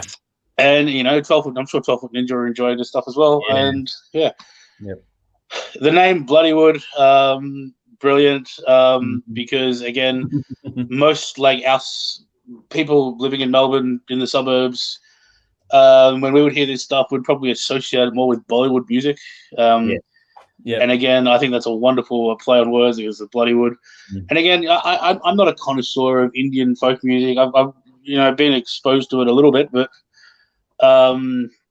not nearly as much as I should have been as a a person. But there's enough here for me to understand what's going on, and then to fuse it together with the other metal stars. And I think they've done it incredibly well. And as Dave mentioned too, the drumming part of this it's a few of those two stars because rhythmically they're so different as well. Yeah. And to be able to fuse them together without it feeling awkward is really something quite special. So they've really worked really hard on that, and I think they've done a tremendous job on that. Again, while there is no flashy guitar solos and all that, there are the role of that has been taken up by the other instruments. There are other string instruments and flutes, and that's kind of taken that role there. And again, the rapping for me did get a little bit much at times, but at the same time, he wasn't half-assing it. He was really going for it when he went for Conviction. Yeah, conviction. And there was an intensity to it that I did like, and that mood, and like you could almost visualize him like leaping off the stage and just being right in your face. And that's what I loved about it. I think this is for how unique this is and for how brilliantly well written this is, I think this is a top 10 contender for mine. I'd give it a 9 out of 10. Wow. And the fact is, you will never hear any other band that sounds like this. Yeah. There may be bands that sound like this after this, but right now nobody sounds like this. Mm-hmm. And to do that is something special as well. Now, the opening track is my highlight, Guitar, just because from the second it came on, it instantly gets your attention. Yes. Yeah. Definitely. I loved it. I think this is a fucking cracking album. I think it's mind blowing to me that this is an independent release. From how it's put together, the production, the depth in the detail, the whole lot. Just this product does not say independent release when you look at it, when you listen to it all. This feels like a major label product, and it's not, and that's fucking well done. For me, my first note is it's like Bollywood meets Five Finger Death Punch. It's anywhere between those two worlds and everything in between as well. Like, it's just so expansive that it's ridiculous. If you like it aggressive with groove, you're going to really enjoy this one. But there's a lot more to it than that that's been touched on. The syncopation and the rhythm and having the layering of the different rhythms and the percussion instruments going on, so well done. That could have been a hot mess in a heartbeat, and they smoked it. Add the traditional instruments to this, add the mix of Hindi and English lyrics, and even though I can't understand a fucking syllable of Hindi, you get the intensity. It's like when you listen to Alien Weaponry, how we didn't understand it, but we knew the emotive weight that was being attached to it. You can feel that with these songs, and I think that's remarkably impressive. It's very hard for that to come through, and it really has shone and become basically a highlight facet of this album for me. This thing just swings fucking hard. I think the rhythms are fucking infectious. I love how they've got different layers to the traditional meets, modern kind of side of things across this one. There's a little bit of pieces of synth in this too, which is brilliant. And that's a really interesting contrast with, the traditional wind and string instruments versus modern synth and tones of the guitar. Like, that whole contrast is the theme of this album. You've got, old world meets new world all the way through this one. And so well done. It's seamless. Now, normally, I'm not a huge fan of rap vocal, but I didn't even find it tiring at all, to be honest. Not a minute of it. I thought the conviction was there. It wasn't like he was trying to be gangster and cool. He was being urban, real, and getting things off his chest. And when and between the English and the intensity, they've got a lot to say. They're not taking it backwards at all. There are some pretty serious points being raised in this one, too. In a country that does have some socioeconomic issues, this resonates. I think it's very well done. You got a nice mix of aggression and melodic vocals in this, along with the lyrics that go with them. I think the performances, the writing are fucking impressive on this too. But I love the production. My God, there's a lot going on in this, and for the guitarist to have produced it, it's remarkably well done. I don't know. You get little softer moments like Zengira C, which that had the most Linkin Park feel to me in the whole thing. But this is one of those albums where there's not a lot of tricks, but there's just it's executed so well. The layering is just impeccable. And yeah, like Dave mentioned, the female vocal on this is just a really wonderful touch when it's used as well. Great space. A band, this sounds like it's a really busy listen, but they know how to use space. They know when to leave things alone. It's not like it's being overplayed from start to finish. It's really well written. Like they get busy and then they just let it ring out and have the space. It's fucking phenomenal. I think the energy is great. The track order is fucking brilliant. The whole thing flows. It's so easy to repeat. But I've listened to this thing every day this week and not been tired of it at all. Like, it's just phenomenal to listen to. I think if you like anything from Five Finger Death Punch, Linkin Park, Alien Weaponry, The Who, anything like that, this is going to be one for you to check out. If you like it, a bit different, but one that still feels like you're coming home a little bit too at the same time, this is one you got to check out. Like Tim, this is probably a top 10 contender at the end of the year for me. This is a fucking phenomenal record. And again, it's all that contrast. This is well done. I gave it a 9.5 out of 10, so we're going up and up and up.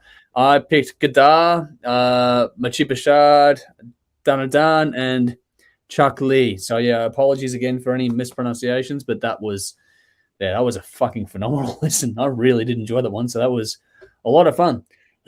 Sorry, my throat's really fucked up tonight.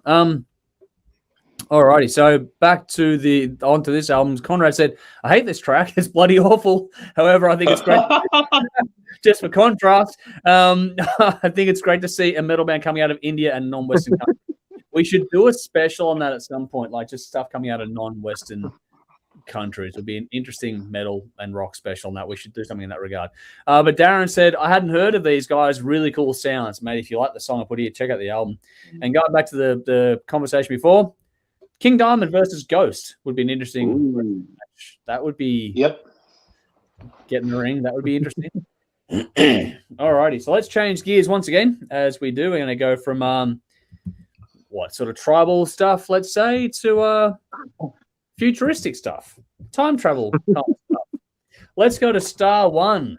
Ari and Anthony Lucason's Star One, Revel in Time is the album, but the reference track is that. So the band is Star One, the track is Revel in Time. It's linked in the comments in the description box as well.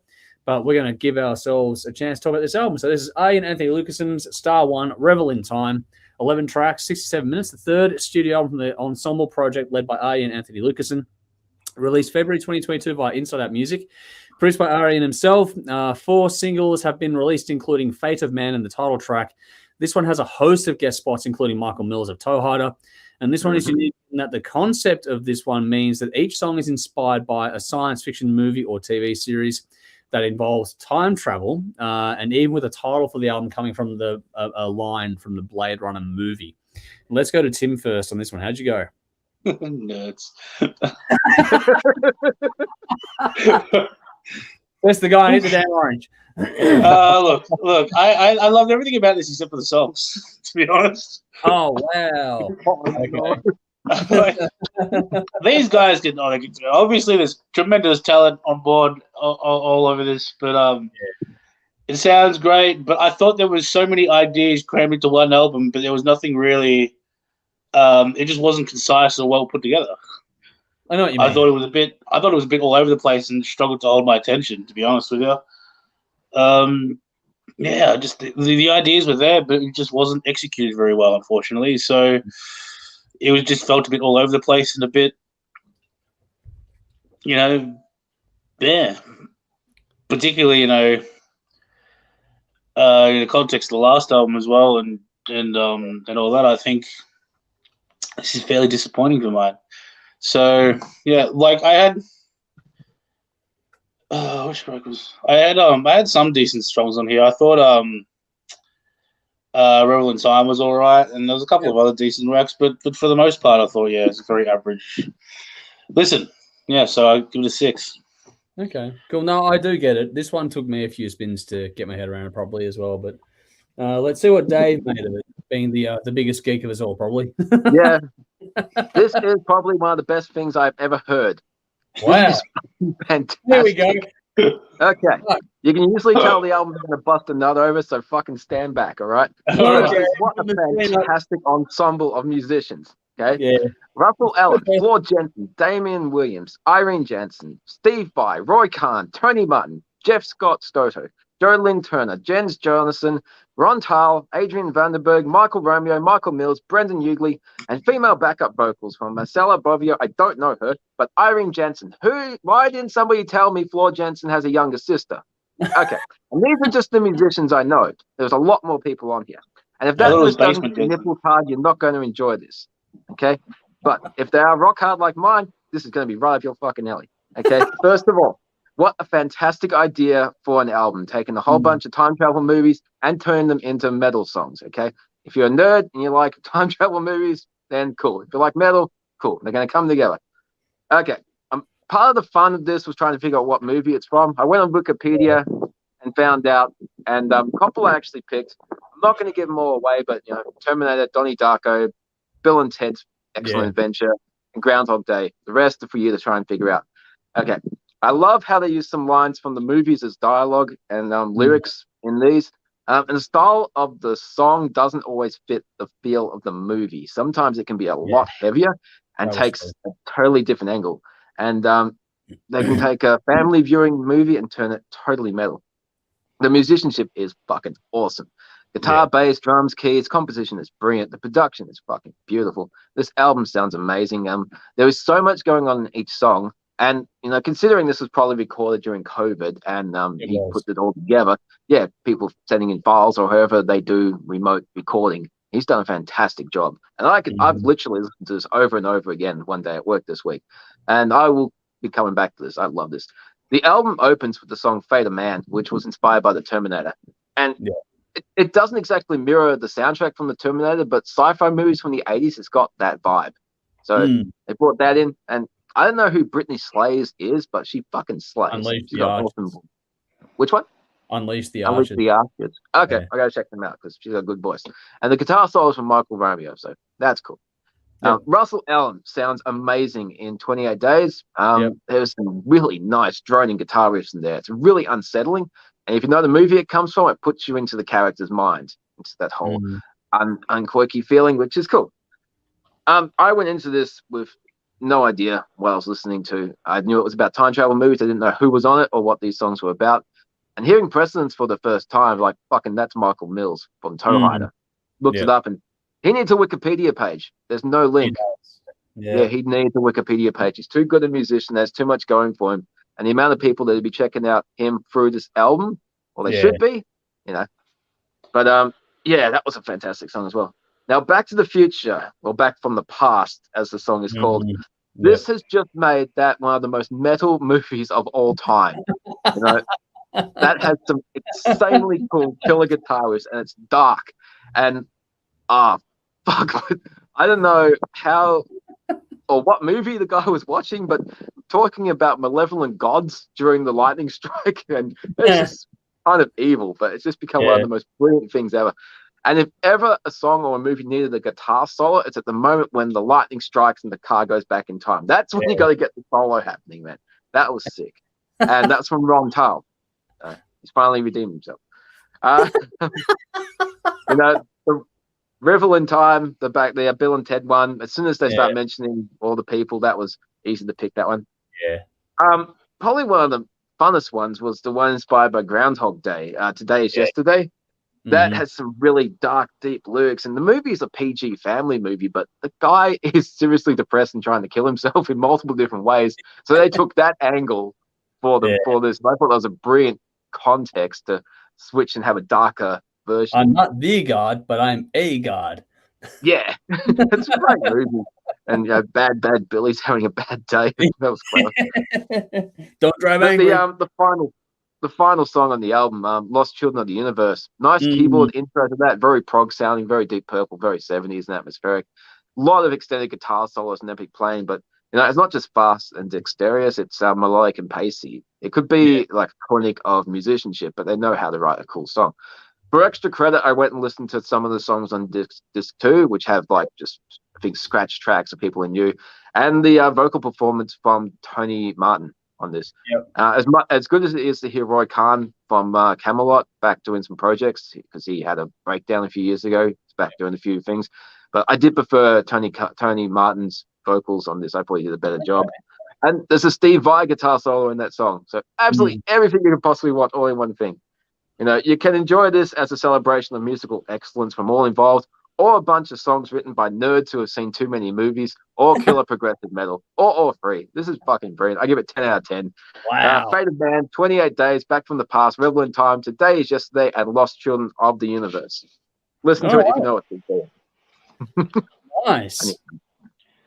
Well, I'm in the middle of you two in this one. For me, I've had the chance to interview Ian. Is a lovely bloke. I think that if he watches this, hope you're well, for starters. This was done during COVID, and it's one of those things where usually on these projects, especially for Star One, he has sort of like 4 main voices and then a couple of bits and pieces here that get filled in.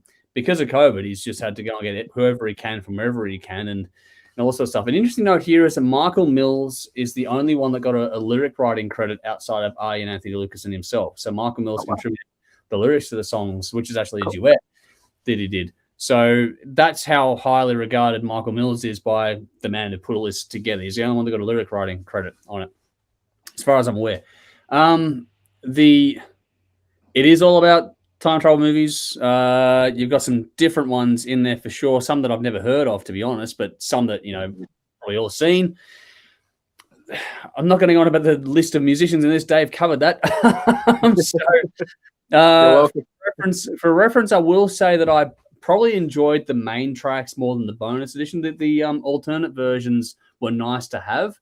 I don't think you need to buy it for those ones, though. I think they're good to have on things like Spotify and that. But the album itself, even with the Tony Martin performance, I preferred the original, the main one, versus what was on it. I like Tony Martin's album. It's not a critique, but I just thought that maybe it was because I was super used to hearing the songs they were before I listened to the bonus edition. That might have influenced my opinion on it. But yeah, I found the main versions to be the ones to go with. But the other ones are good as well. There's nothing wrong with them. It's just that I preferred them. This is a hell of an ensemble doing a lot of good stuff. It's metal. There's a lot of riffs, a lot of synth, a lot of fucking everything going into this one. And there's a lot of space, and the production that Arjen puts together on this, not only in how you put it together, but actually how the way this thing sounds and listens to, not only in tones and that, but the way it flows as a piece is really well done. I think that it's going to be, if you like lyrics, melody, riffs, synth, beats, like if you like big metal, you're going to enjoy this one no matter who you are. I think that coming off, for me, an album like The Source, the Aryan album, The Source, that was fucking through the fucking stratosphere for me. What your Squirt Fest was, Dave, was me with The Source. So I remember. Even though it's a similar project that all ties together in the same universe, this one didn't quite grab me the same way The Source did, because you're not hiding to nothing for me when it comes to that album. It's a really good album. It's just that I raved about that one. This one's not quite up to the same level. I think because it kind of gets a bit held back by the subject matter. I did find a couple of lyrics got repeated in that, which made it a bit sort of like a touch clunky. Nothing bad at all. Like, none of this is bad. The performances are good. The production's good. It was just, there was a little bit of a constraint, which is when you get into a theme like this, there are ways that you find yourself locked in on stuff, which I find was a bit of a handbrake on, not a big one, just a touch of a break. But the flip side to that is you got, like you said, Dave, the way they twisted it was a really nice way of presenting these songs, or these stories, I should say, in a different mode, a different way. So I liked the way they didn't just keep the same vibe, and when it was happy, it was actually angry. In this one, when it was an angry song, they sort of changed it more fun kind of thing. So they did a good job with it. Like, there were certain songs like the Donnie Darko one that actually fit the vibe incredibly well. So they did sometimes mesh the way you'd expect, but then they flip them in other ways too. So that nothing here is as you would expect. It's all very different. It takes a few listens. This one grew on me more. And the more time I spent with it, the more I really did enjoy it. It started off as like, yeah, cool, it's good. But then now at this point in time, I'm like, okay, this is really, really good. It's not, like I said before, it's just going to be on hiding to nothing compared to a previous album, but this is a really good, solid album that's worth checking out, especially if you like your sci-fi time travel stuff. If you don't, it might get a bit tacky for you. I do understand what Tim said about it. I fully expect people to have that point of view as well. But for me, I enjoyed it.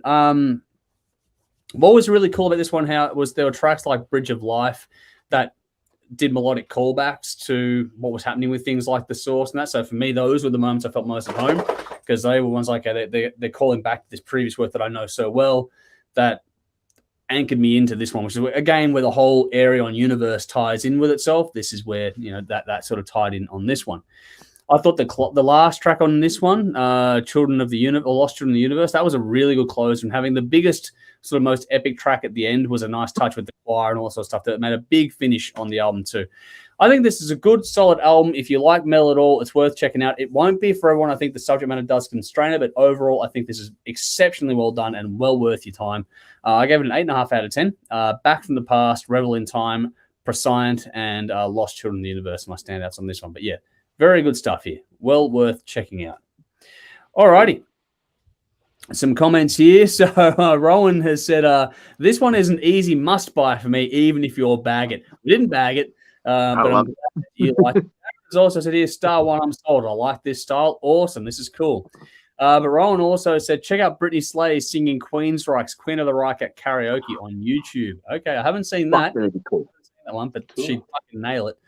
And yeah, Darren says, yep, seen it, she rocks. Now, the funny thing is that out of all the vocalists, she's the one that actually I could almost confuse with Mike Mills, if that makes sense. Like her vocal in the opening track and Mike Mills later on. Like when Mike Mills comes in, you hear it, but when you don't know which track he's on, you just listen to it the first time. I almost thought Britney was Mike Mills. So those two working together would be fucking awesome for mine. I'd like to hear those two. Cool. It was cool to hear Brendan Urie from Crowbot. He's not usually featured on these ensemble pieces, so he stuck out really well. There's a few good little spots on this one. Yeah. But before Tim falls asleep while Dave and I waffle on, let's move on to the last one of the evening. Tim's sitting there going, I'm going to keep moving to stay awake here in the corner. No, we're going to move on to our classic review of the week. Now, if you want to get involved in these ones, join up to our Patreon page. And I'll put a link in the comments later on, but it's in the description box. But join our Patreon page. It's like just for a couple bucks a month, you get lots of new music coming into your inbox pretty much daily. And except this week because I've been fucked. But you get that one. We'll get to that one, Rowan. But yes, if you want to get involved, then join our Patreon because they get to vote on this. This is how it gets chosen. It's the Patreon choice. It's an aggregate voting system that I've got set up in there. So, yeah, check out our Patreon page. Just the $2 a month will get you in to vote on what we do on our Thursday, normally Thursday, but our second deep cut session of the week. That is tonight. We're talking about Pretty Maids, and the album is Future World, which just happens to be the reference track for you as well. So, Pretty Maids, Future World is the reference track as well as the album title. Before we go stuck into it, Rowan also said Aerion's Transitus came out since the source. Yes, it did. Wasn't quite as sold on Transitus, and I think even Ian has come out and said it probably wasn't quite the right vibe for it because it's a very different story, But that's something else there. We'll get to that one another time. But for now, let's talk about Pretty Maids, Future World, 9 tracks, 41 minutes. The second studio album from the Danish band, released April 1987 via CBS, produced by Eddie Kramer and Chris Isker at Bearsville Studios in New York and Easy Sound Studio in Denmark. 2 singles were released in Love Games and the title track. This album peaked number 165 in the US and sold 300,000 units by 1990. According to the band, Eddie Kramer was fired halfway through the album being recorded for falling asleep at the desk, which led them to leaning on engineer Chris Isker to finish the album, hence the co-credit given to him. Mixing was then handled by Flemming Rasmussen, who is a fucking whiz at this sort of stuff. But yeah, this was an interesting backstory on that one. Let's go to Dave first. Yeah, I don't know why Eddie Kramer fell asleep. I mean, it is worlds away from what Jimi Hendrix was doing. I like both styles, but I guess Eddie Kramer wasn't the right producer for this. A real quick side story that I found amusing. When my daughter was little, she used to listen to the Wiggles, and there's a Dorothy the Dinosaur song where she says, "Pretty maids, pretty maids, pretty maids."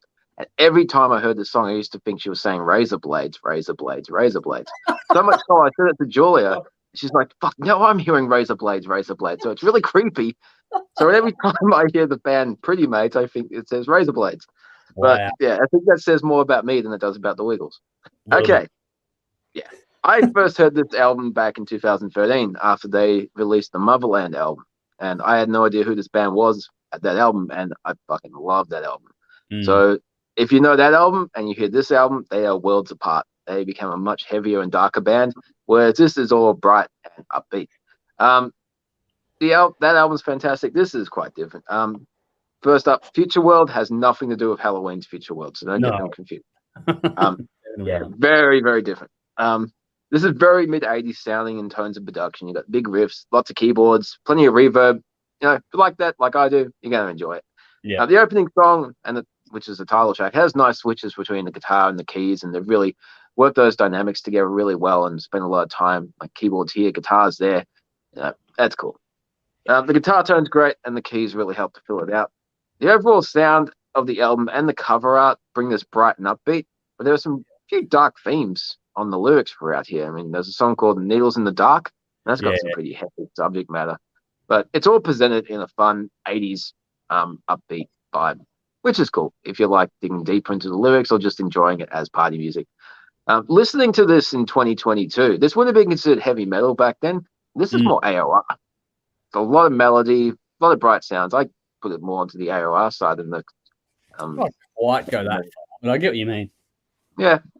It's interesting how the perception of music changes when you listen to it with different ears. But yeah, I gave it 8 out of 10. It's good. It's not mind blowing or anything. I've heard a lot of it before, but I'm not all that familiar with their earlier stuff. I prefer their later stuff. Okay. This is me. But yeah, Future World, We Can Rock, and Needles in the Dark are the standouts. All right. From there, we go to Tim, and Tim is usually a bit hit and miss with this era. So, how'd you go? Well, after Star One, I thought this was great.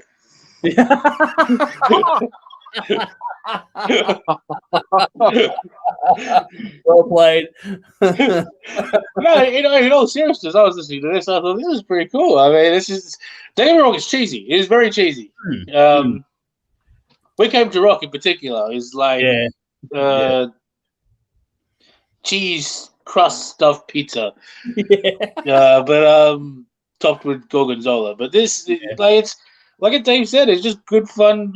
Hard rock. Melodic-y, metal-y songs. I mean, it's hard to fuck that up. Yeah, that's true. You know what I mean? It's not gonna set your world alight. They're not gonna be the greatest, band in the world, but at the same time, I mean, they're fun and easy to listen to, and I mean, you could put it on the party, or if it came on the shuffle or whatever, you'd leave it on. So, yeah, I mean, it's a pass mark. It's a good, solid listen, and it's a bit of fun. I mean, I don't think we were looking at Pretty Maids in the list of albums and thinking we were going to get a world beater. So that we got a good, fun, 40 minutes out of it is cool. So cool. If you listen to this band in the past and you haven't really gone back and revisited it, it's definitely well worth a revisit because it still sounds good in 2022. So yeah, Needles in the Dark was my highlight. 8 out of 10 as well. Nice. It's probably better than I expected from you, Tim. There, to be honest. But Dave's gone. No, he's coming back in now. Dave. We're all back. But that was cool. All right, now this is it's a fun listen, which has been covered off. There's a big layer of cheese on it, so don't think there's not, because there are some songs on this one that were definitely geared toward being radio in the late 80s. Love Games being one of those tracks in particular that was, a targeted track for radio in the late 80s, and you can hear it straight away. So I think tracks like that have time-stamped it a little bit, but not in a terribly bad way, because while there's a cheese factor to this, it's the endearing kind, not the oh my fucking god kind. It's there's a charm to it. There's some fun in this, and even Love Games, the hook is fucking good. Like you say it, you hear it. It's well written, well performed, catchy as fuck.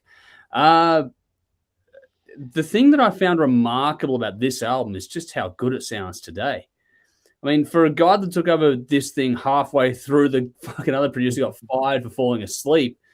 Like, everything going on, this shouldn't sound as good as it does. Fleming has fucking mixed it to, the nth degree, but fuck me, it still holds up bloody well today. This is beautifully mixed and balanced. I'm surprised at how good this sounds. Usually you hear about, dramas in the studio, and it makes the songs and the sound tend to both suffer. This had neither of those problems at all. They did a really good job with this. Great panning, great use of space, lots of layering. You got, the nice track between the synth and the guitar on this too. In amongst this, you got vocals with nice harmonies being used on it, and then fucking fantastic hooks, great riffs, great solos. All those things are there from the era. This has everything. So if you are a fan of anything from Scorpions, Dokken, Def Leppard, Wasp, or Dio, and a lot more from the era, you're going to want to hear this album if you haven't already. I haven't checked out a lot of this band before in the past. It's kind of a newer listen for me, which is why this one just stood up so well. It's like, shit, this is well written, sounds good. The songs stay with you, and this doesn't feel like it's an album that's best part of fucking 40 years old kind of thing. So, it's going pretty bloody well. I don't know what I don't know. I'm not. The only thing I would say is that I'm not sure if the Spotify order is the same as the actual pressing order, because when you go looking it up, it's a bit of a bit of a discrepancy there. But this album flowed well. This is so easy to repeat spin too. Like I've listened to this one because we were slated to do it last week and we pushed it over to this week. I've listened to this one for a couple of weeks now. I'm not tired of it at all. I think it's, if anything, the charm has sort of grown on me more as I've spent time with it. It hasn't been a struggle. And like a lot of bands, I'll go, yeah, fuck it. I've listened to it. I know it. This one, I've enjoyed it whenever it's come onto the playlist again. It's like, okay, cool. I'm enjoying where this is going. It is all feel-good, up-tempo hard rock. There are some darker twists and turns here and there, but nothing overly out there, just, because it was of the era. It was just, they did put some things there. It was interesting to me how this went from heavy metal to, the melodic ballad kind of thing. The way they had that in their repertoire made this one just a really diverse, interesting listen, but it all flowed and all fit really nicely. It's just incredibly well done. And I'm keen to go and check out more. Like Dave saying the other album you mentioned before, what was the one you mentioned Motherland. before? I haven't heard that. So go back to listen to something that's different to this, but I liked this one as well. So it's going to be really interesting to see where I looked it up because they started in 81, I think. So maybe next year or in a couple of years, I'll be able to do a special on these guys, something like that. But it'd be interesting to do a special on these guys because they've got like 16 studio albums too. There's a lot to go through. This thing is pretty bad health too. Okay, that's a shame because fucking good. Like the vocals in this are really, really good. But yeah, this is a good a great album. Actually, I really did enjoy this one. It's a ripper. If you like anything from the 80s at all, this is one you got to give a spin to. If you don't like the 80s, this won't change your mind, but this is a fucking cracker for me. I go 9 out of 10. Long way to go. Future World, Loud and Proud, and Needles in the Dark are my standouts on this one. So yeah, really did enjoy that one too, which is cool. And apparently, we're not the only ones. Darren said on YouTube, Pretty Maids, one of the most underrated 80s bands. Loved it then, love it now. That's awesome. It's good to see. Because I know that Belle in our Patreon group, she's one of the ones that's really been, voting for this one a lot. And it's curious to have people that, like, it's a band that I'm not overly aware of myself personally, the name and all that sort of stuff, but I'm going deep diving into discography. But there are people that have really, like Darren and Belle, have both listened to it obviously around the time, and then it stays with them for all this time. So for me as a fresh listener, to be a really sort of engaging, interesting listen, to have people that we talked before about how In Utero we thought would smash Nevermind, and then you listen to it and go, oh, fuck, it's really not that good. Whereas this one has obviously stood the test of time in a really solid way. So I found that one to be a really interesting sort of a bit of context there for this one too. But no, I enjoyed it. I thought it was good fun. But that's what it is. It's a fun listen. Speaking of that, so let's get a quick Patreon shout out here to Tim C, who you see on the show sometimes, Sonia, Lee, who you also see on the show sometimes, Conrad, Jason, Brendan, who is busy with his pool shop, but we do get him on the show when we can, 16x9, Marty, Sam Biondo, Trash, Carolyn, Gwyneth, Andrew Heyman, Daniel Bateman, Man Family, who are here tonight with us, and Belle. Thank you all so much for your support in our Patreon group. We do greatly, greatly appreciate it. I am going to quickly go down here and find that fucking link wherever I can. Jesus Christ. I always put in the worst fucking spot on this thing. I've got to clean that up. All right, so the THRS Patreon page is in the comments. It's also in the description box. That didn't go to plan. No, it's not in the comments yet. Sorry. I hit the wrong fucking thing to copy paste. But anyway, alrighty, now it is. No, it's not. Fuck, that's 2 for 2. Jesus Christ, I'm screwing this up. Professional. Here I am trying to fucking fundraise. I can't get shit right. Anyway, this is why you need to help us out so I can have more time to get better. So check out our Patreon page. If you'd be so kind, any little bit really does add up and help us out a great deal. We're slowly growing it. We're about probably close to a quarter of the way to our actual overall goal, where if we did that, you'd basically be allowing me to stay home for a few days of the week from work and just focus on getting things done, editing, getting more stuff online. There's a whole decade worth of stuff we've got to get out there as well, and getting things turned around a bit sooner would be my ultimate goal. So I just need to have a bit more time to do that, where I don't have to stress about having to work, the extra hours in the week. But that's if you can. If you can't, then just like, share, all that sort of stuff. It all helps us out. So to that end, our details, all of them are in the description box. Like, follow, share, subscribe. All those things are very, very important to us while the dog tries to eat something on the window there. I don't know what Caesar's doing. He's a big boy's going to knock the fucking whole house down. But yeah, no, anything you can do in that regard, interacting with us, helping on Patreon, all those things subscribing, following it, sharing it, all those things. If even just a like on any of your posts you see, all helps in anything we can do with regard to algorithm, all that sort of stuff. So anything you do there, we greatly, greatly appreciate it. And while you're checking out this sort of stuff, a big thank you, of course, to our fantastic sponsors in Squidding, Scrimping, Alt Cult, and Rockstar Finance. Their details, just like ours, are in the description box. So same as us for them. Give them a like, a follow, a share, all that sort of stuff. It all adds up. It all helps out. So anything you can do in that regard, please do so. It's greatly appreciated by us all. Our next stream is on Monday night, and we'll be talking about the latest from Scorpions, Hammerfall, and Aussie band Frankenbite. That's coming up on Monday night. Saturday night on Channel 31, we are doing a 2-hour episode followed by a marathon, and this was a bit of fun we did, last weekend, wasn't it, Tim, where we just went there and did anything. So we just did 2 hours of whatever the fuck we wanted to play. And so, Tim, so that you know, everything got in except for the bonus round. I didn't need it in the end, but everything else got in there. That's all right. Yeah, I wasn't fussed about the bonus round. I just went, okay, as I get the other stuff in, we're all good. So we got the 24 awesome songs coming your way, a mix of old and new in there too. International and local, it's all those things. So it's a lot coming up for you on Saturday night, followed by a marathon, which will be consisting of our grunge special and our punk special, if I remember correctly. That's what's coming up in the marathon. So after that on after the new episode on Channel 31, stick around till about 4:30 in the morning. And then we're back again on the rest of the week. But you'll get to catch up with us on Monday night anyway. I think that's all the usual kind of stuff I normally go through. Darren has gone here. Check out the debut, Red Hot and Heavy. Okay, cool. Have to check that out as well. We will do as much as we can to do all those things as far and wide as we possibly can do so. That's an idea too. If like anyone that can with the Patreon stuff, it allows us to get more things like more reviews and that done for artists as well. So all those things, gets more interviews done this year too, which would be a big thing to get done if we can possibly swing the time to do it. I don't know. I think that's it. I think we're about close. Is there anything else that I'm forgetting or that you guys wanted to add in there before we start moving on to a bin and wrapping things up? I think that's about it. Yeah, we're good. All right, cool. So let's go to the bin, the fun part of every broadcast that we go to. And Tim, let's start with you. What are you putting in the bin? Stupid customers. All been there. It's not aimed at anyone in particular, but like I've seen it lately, and we've started to see stories about the treatment of 16 and 17-year-olds at work and retail jobs, and people just have a bit of class, Yeah, agree. Yeah, because you see it around. It's just not cool. Not cool.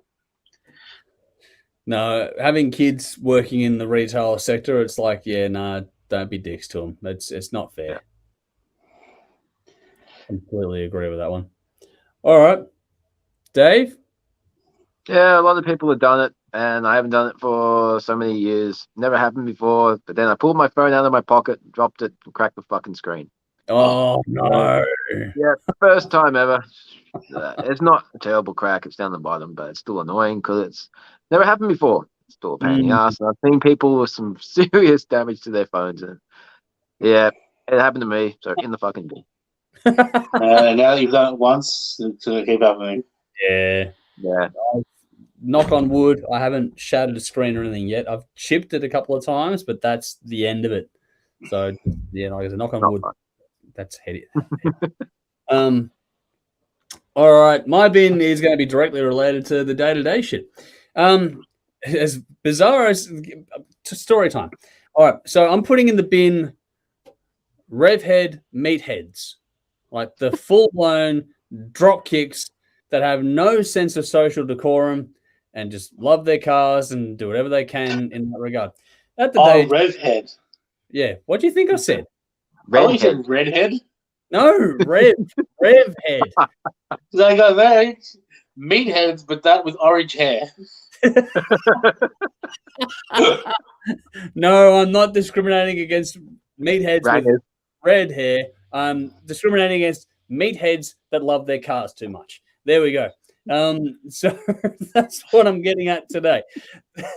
So at the day job, I'm in the car for tea time it was. And while I'm walking out, there's obviously people that are linked to it because it's a body corporate thing. There's one factory here and one factory there and another one down the back. And the ones down the back, they're doing something. They had obviously friends of theirs, whatever else come through. They're putting a fucking old Tirana on the flatbed and another car behind it. You know, they're all souped up cars. And don't get me wrong, I love those cars. I had a Tirana myself. I still wish I fucking had it. I fucking love that car. I got nothing against cars and enjoying it and all that sort of stuff too. But when you get people that are just the stereotypical fuckwit that really hones in on a stereotype and just goes, you're a fucking moron. This particular bloke was wandering around with his fucking Holden Fest 2019 fucking top on his back, whatever the fuck it was, on his phone, loud as fuck, walking through a car park that had nothing to do with him because I'm sitting in the car on the phone to Jody and I can hear this bloke on his phone walking from one of the car parks to the other, right near my car, and you can hear him through the fucking car as well. It's like, I've got my doors closed, the whole works, and you can hear him when he's at the other end of the car park. It's like, shut up, you fuckwit. I'm just trying to have my tea break, and you're not even meant to be here. You got nothing to do with any of the businesses here. Then, as I finish my tea break, I'm walking back in. The dickhead proceeds to flop it out and take a piss behind the dumps that we've got to use for the workplace at fucking 10 o'clock in the morning. Fuck off. Like, there's a time and a place for, you know, drunken stupidity. He wasn't drunk, but plenty stupid going on. So I was just like, don't need that. It's a Friday. I've had a fucking long week. Just go and be a meathead somewhere else and let me do my job in peace. That's all I want. I don't need your shit. Fuck off. Get in the bin. Story time. Done. So there we go. Here we go. Here's one that I think everyone can agree with. Rowan's gone Putin in the bin. I think it's a pretty universal concept there. But also Darren says missed out on the pun there with the writing. What was that? They missed out on the pun. Yeah. Yeah, well put in the bin. Yes, that's very missed an opportunity. But Darren agreed with you. Tim is saying very true, Tim. Respect and compassion cost nothing. That is exceedingly important in this day and age. Everyone's gone through a lot the last couple of years. It's important not to forget that we're all still just humans at the end of the day and are still as subject to having faults and emotional limits as we ever were, if not they're shorter. No, plus like 9 times out of 10, if there's a stupid rule in place anywhere, it's been put in place by some boss who doesn't work there. Yeah. But will sack everyone who doesn't follow their rules. That's it. Like that's how these stupid rules happen. Yeah. So like tearing into someone behind the counter doesn't do shit. No. Because they're caught in the hard. They're caught. They can't change the rule, but they can't do anything either. Yeah. It's a useless. Yeah. I don't understand it personally. I've had some terrible experiences, just even like, you know, customer service stuff, but you get on the phone and even though I've had it, like I hate Telstra with a fucking passion. I cannot deal with them. And when it comes to that, I refuse to deal with them. But whenever I've had to deal with them in the past, even though I hate them with a passion, the person on the other end of the phone has not been the cause for my problem. Yeah. And the cause for your problem. So whatever the problem is, it's generally speaking not going to be that particular individual's fault. So don't take it out on them per se. I just think that's a overlooked thing these days for mine. But again, respect and compassion, as Darren said. It's not that hard, but apparently it's harder than you might want it to be these days. Don't know. Interesting. Getting on a downer here. It's supposed to have fun. But yeah. I think that's it, though. I think we're done. We're all good? We're all good. We're all good.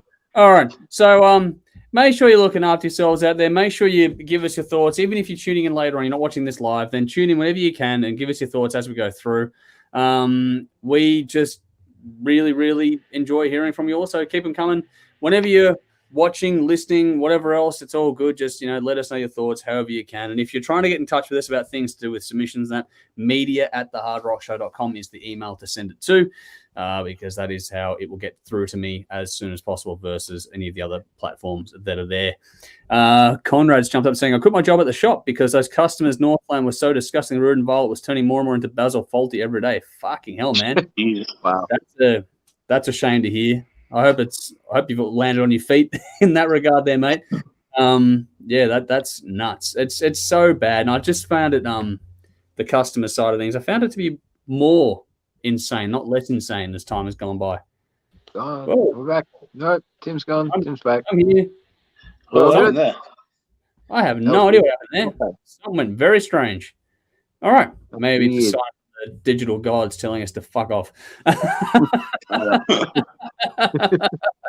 All right. On that note, Conrad, hope you're keeping well out there, even though the change of job circumstances. Hopefully, it's a positive for you, not a negative. And for everyone else out there, thank you for tuning in. We do greatly appreciate it, and we look forward to seeing you again very, very soon. Until that happens, though, I'm Andrew. Tim, I'm Dave. As always, drink up. Rock on.